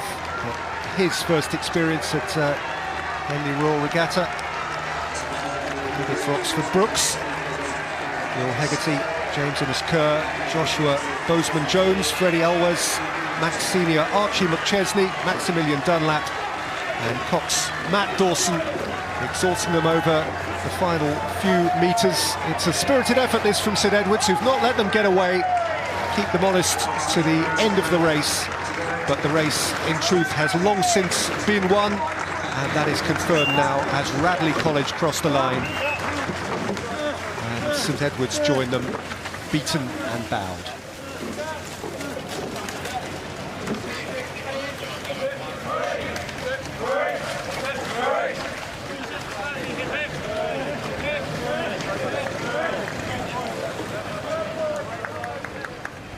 The Visitors Challenge Cup for Coxless Fours, and we have an all-American race for you. Race 62, Boston University on the Berks side, in scarlet and white, Cornell University on the Buckinghamshire station. The Big Red Crew, as they call themselves. Go Terriers against the Big Red Crew.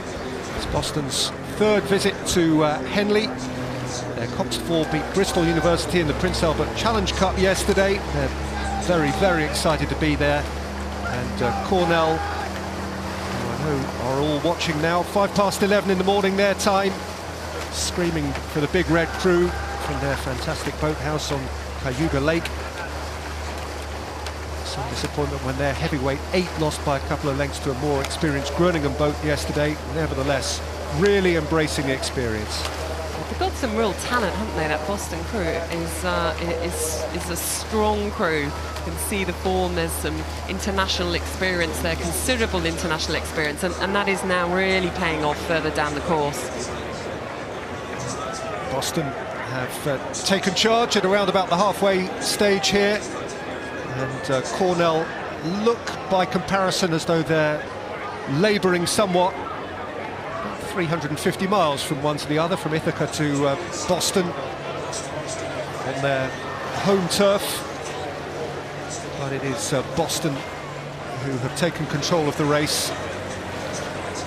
And it's quite an international crew, isn't it? The German junior champion in there, There's a former Pangbourne College student in there, a Canadian who's raced internationally as well, and an Irish national champion. So quite a mix in that crew, and really powerful, bringing that experience, and clearly it's the stronger of the two crews here. Yeah, that is a proper global collection. Fiona McQuillan-Tolan, that's his back. We'll just fly beyond him. The bowman, six-time Irish national champion, and the stroke there, Nils Cocker, is the German to whom Kath referred, 19-year-old junior champion in the under-17s, and indeed again in the under-19s. Third place at the Junior World Championships in Rio 2015. So there is a lot of medal-winning potential in that boat from either side of the Atlantic. Yeah, and in fact we're told to win at the Junior World Championships last year, and any sort of German 8 at a junior level we know is going to be a high standard, because we know what the German senior 8s are like. So great form, and we're probably a future Olympic star in the making, that strokeman. The Boston programme headed by Tom Bora, the former USA Olympic 4 silver medalist. And he must be pleased with what he is seeing here against a game Cornell University 4, who are finding that their work is cut out here. Whether they, based on their knowledge of Boston, approach this race with a little bit of an inferiority complex, I guess only they would know.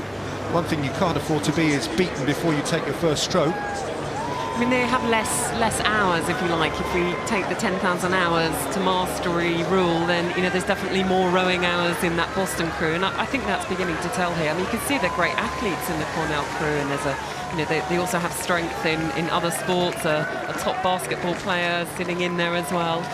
So for them, you know, they're newer to the sport and they're learning, and that's what's exciting for them, actually, to come here and realise, you know, what the standard is, and you know, take it to the next level when they go back if they want to. Well, right now it's looking like a slam dunk for Boston in basketball parlance. They are pulling away stroke by stroke. Great experience for Cornell. Fantastic that they're here, that they have been embraced by Henley and are embracing Henley. To look at their boat club website, as I did earlier today, is to see the extent of their enthusiasm. But I suppose in moments like this, enthusiasm might wane a little, because these are going to be hard yards to the finish. Yeah, it's tough. I mean, you know, the New Zealander in the bow of the Cornell crew, he's probably the most experienced, having rowed for the New Zealand junior team, and you know, but others like the Christopher Wilkins in 3 Seas, then he started rowing 2 years ago, and they're blending that. They're learning. I think they're on a learning journey, and if they see it like that, you know, they've learnt some great lessons to take back with them. Boston's learning gradient has itself been a steep one, and of course is nearer its zenith, and that is demonstrated in the margin of what becomes eventually a very, very comfortable win. Boston University across the line, with Cornell in their quite distant wake, and only now approaching the finishing marker. Really hope they've enjoyed their experience here, Cornell. I'm sure they will have done once the dust has settled, but it is Boston University who go through in the Visitors' Challenge Cup.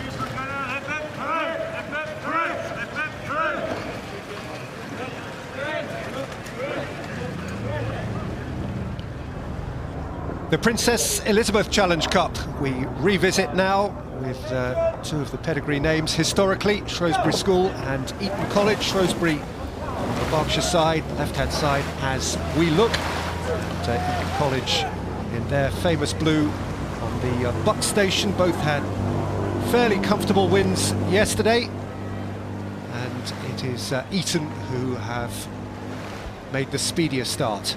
Yeah, I mean, all eyes will be on the Eton crew. They're the holders.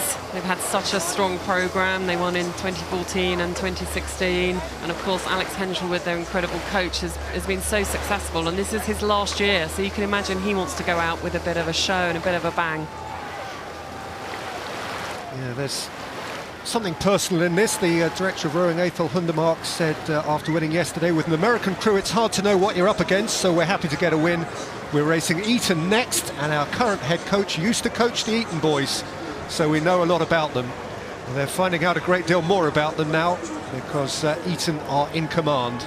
It's tough, isn't it? Shrewsbury, one of our brilliant sort of real stalwart traditional rowing schools, just finding it hard to match the programme of Eton. I noticed on the Eton website, which I looked up earlier, saying that they claim to be the largest boat club in the world, which I thought was an astonishing claim. That is quite a claim. I guess, yeah, you can do what you like with numbers, can't you? And I wouldn't for one moment dispute it. But I suppose at a school there are some required to row, which could boost numbers. But listen, that's fantastic. If they are the biggest rowing club, then more power to their collective elbow. An incredible history in this event. They have won it 12 times, and I think nobody comes close. I think the next is sort of 5 times that St Paul's have won it. So, you know, they have that history, and that's such a powerful part of the programme. And when the next crew arrive and the next youngsters come into the programme and they see around the walls, you know, all that's gone before them, it's hugely inspiring. And of course, you know, people like Constantine Leloudis and Matthew Pinson, you know, it's part of their heritage, and that brings a lot of belief in what's possible. It brings expectation of the highest standards, and that's what they're always looking to set, the highest standards. And they know that this is such a tough event. They know they've got to be up there. You have to have your heroes.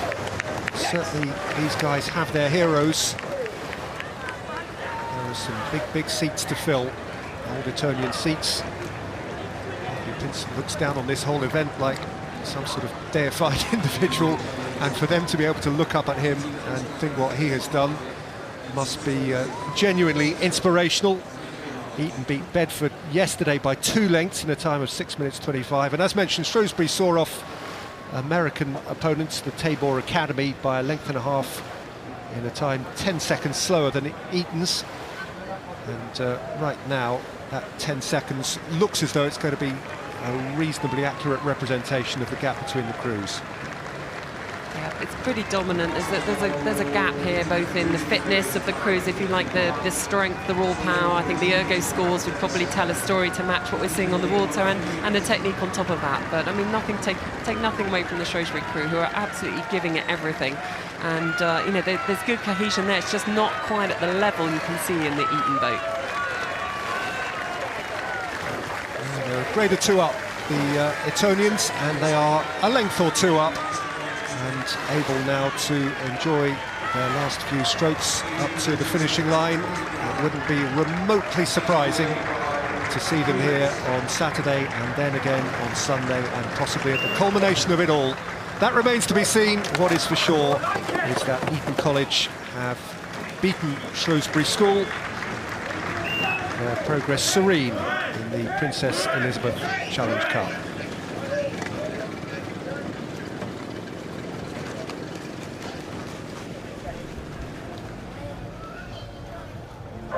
Race 64 is in the Prince Albert Challenge Cup for student Coxed Fours. We have Colgate University from the USA on the Bucks side and Durham University B on the Berkshire side. Already remarked on the fact that Durham have 2 crews in this competition in their famous Palatinate colour worn by the Prince Bishop of Durham's armies.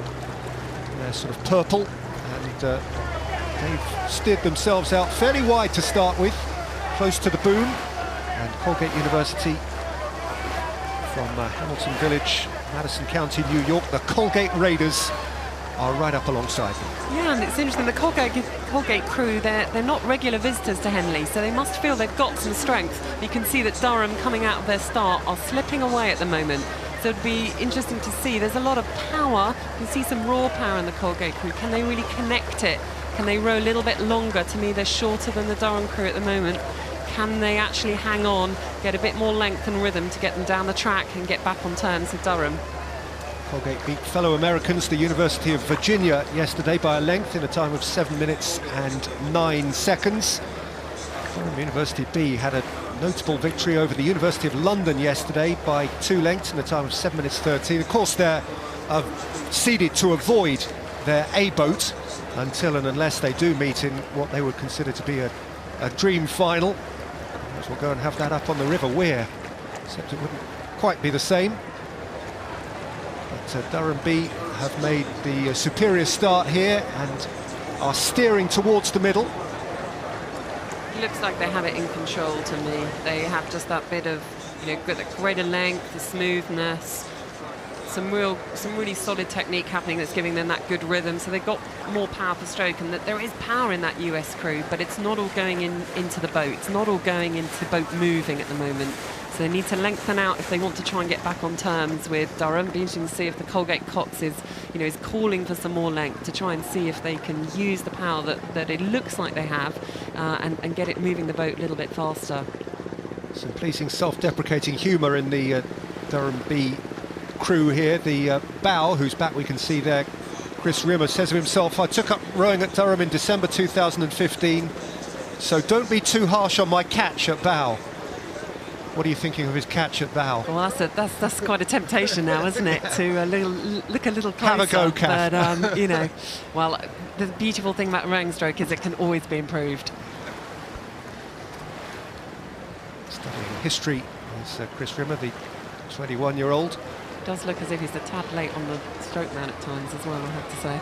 But anyway, let's move on. You can see that from the Colgate crew, there's they have got some international experience at number 2, but again, the sort of cohesion across the blades is lacking a bit. I think they're putting in some pushes.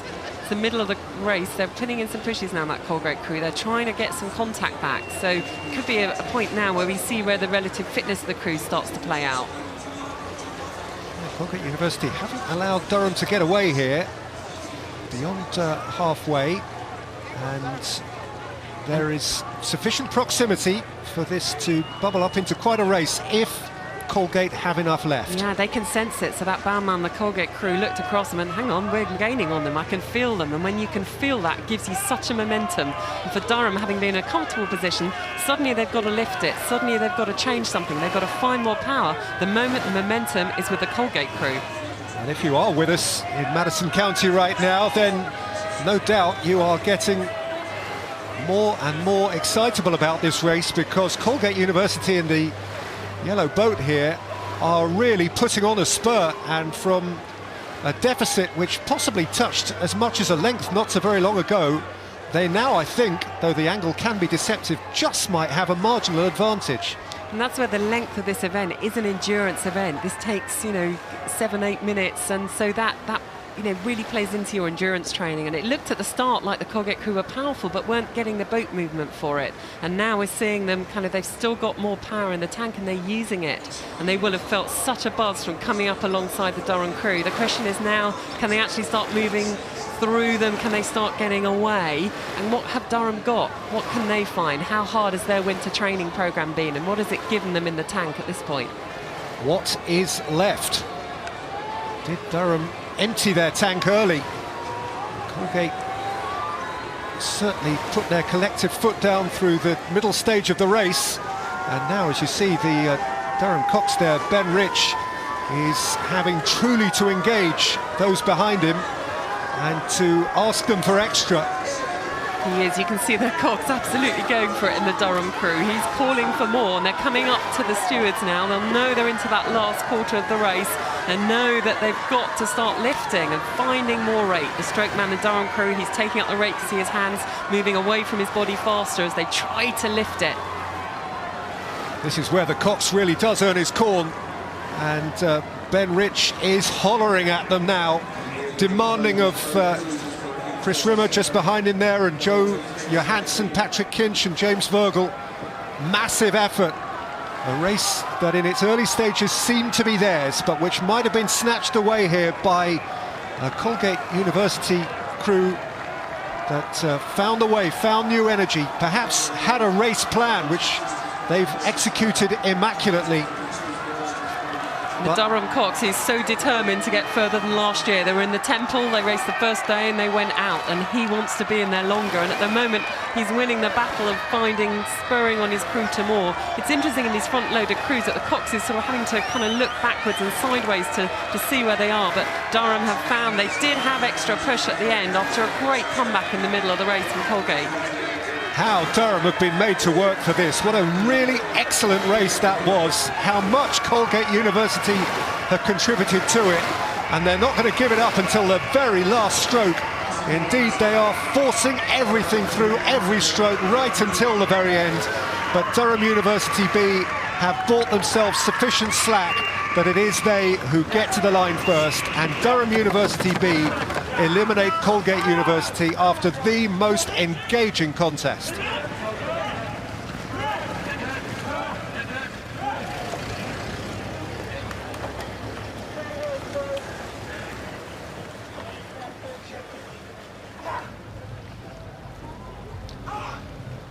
The Forley Challenge Cup for junior quad sculls.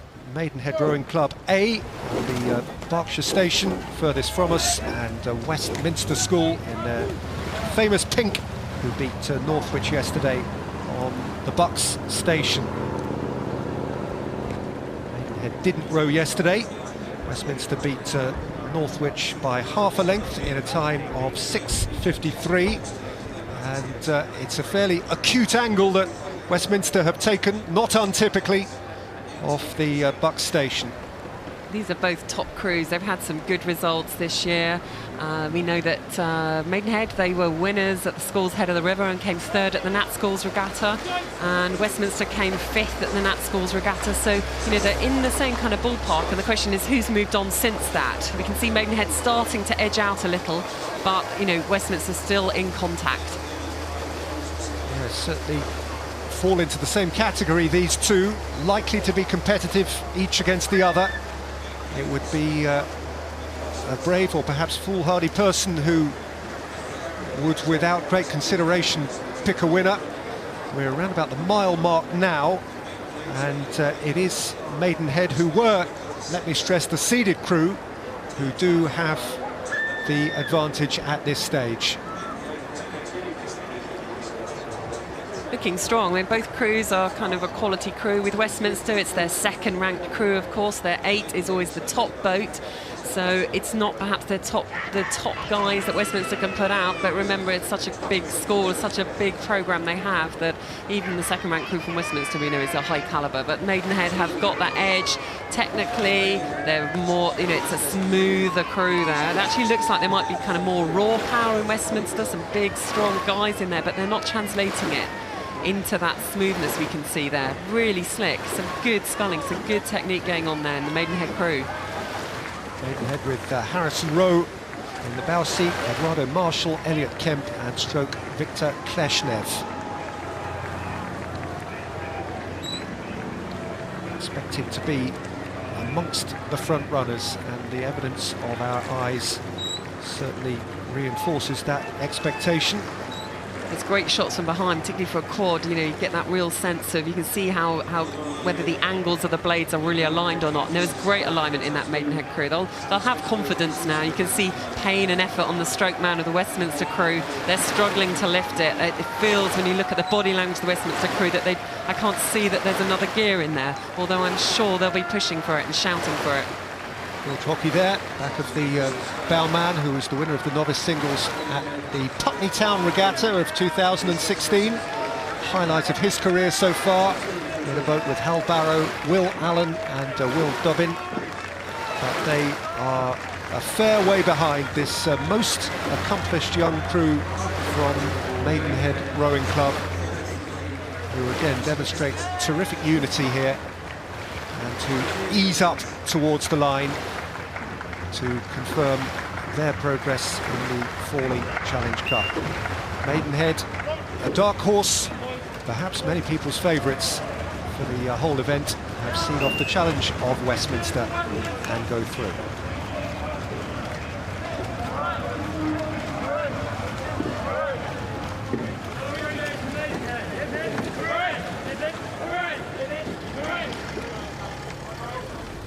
One more race before the tea break. It's a rearrangement in the Forley Challenge Cup, shifted back an hour or two, and it is between San Diego Rowing Club on the Bucks station and Latimer Upper School, who are on, therefore, the Berkshire station. San Diego didn't row yesterday, they're seeded. Latimer beat Marlow B by a length and a half. Once again, those steering challenges for both crews coming out the island and steering slightly away, but pretty clean now. And a good start from Latimer, look really clean and really quite high rate, which in a quad can feel quite tricky. But you know, they're absolutely on top of it. Coming out, they know they've got to take it to the seeded crew, as we saw kind of earlier with Malvern. Sometimes if you've had a race the day before, you're race sharp, you're ready to go, and Latimer were ready to go out the start there. Just looking up the San Diego crew today, and what a beautiful facility they have there in California, out of what they call the Gati Pavilion on Mission Bay at El Carmel Point. It all sounds very glamorous from this lengthy distance, and looking at the pictures, indeed is very glamorous. Wonderful place to learn to row, but this is going to be a substantial part of their learning experience against Latimer Upper School, a Latimer crew that includes the famous name of Phelps, son of.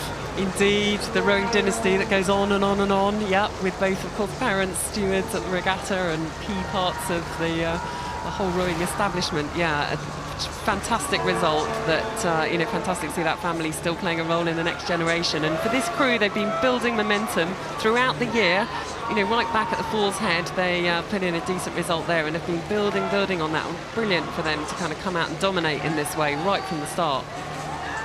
Well, that is James Phelps in the 3 seat, just behind the stroke man Nicholas Mayhew. Oliver McChesney is the bow, and Matt Morgan at 2. Clearly superior in their technique from the crew they're racing. I would say, you know, they've got a way to be perhaps as slick as what we've just seen with the crew from Maidenhead, which I think are particularly smooth, and that's something for these guys to kind of keep working on as they go through the regatta, to try and make sure they're harnessing the fitness with that cohesion that in a quad it's got to be so slick. We've got big, powerful guys, you know, big, powerful schoolboys, and yet it needs to be really, really consistent and make sure that absolute cohesion of when the blades come in, they're synchronized, the angles are the same. Again, you can just see, you know, if you're being critical, there's a, you know, possibility for them to line up the angles of the blades, there's exact lengths each stroke. That's the sort of thing they'll be looking for in Latimer to get, in order to kind of get some more inches, to get, you know, out of the effort they're putting in, tiny bits more boat speed each time they race, so they can grow through the regatta. But great shot from behind, looking really good and smooth there. Great balance in the crew, great posture as well. And you are talking in the language of someone who sees athletes here potentially at the very, very highest level. You're dealing with a degree of precision which is elite for these boys. Yeah, and that's, you know, to win these events now, that's the precision levels that they need to get. We see that kind of across all the events, that the top crews need to be looking for those marginal gains, those small elements of efficiency, of using all the power you've got in order to get that extra boat speed. So it's not just how hard you're pulling, it's how much you're letting the boat run in between each stroke as well. And you can see that they're getting more speed per stroke for the effort they're putting in, because it's really controlled, it's really got a great rhythm to it as well. Our legs are going down together, which you see in that back shot that we have at the moment from the camera. So some really good stuff, but they're going to need to squeeze out some more marginal gains if they want to get to the weekend.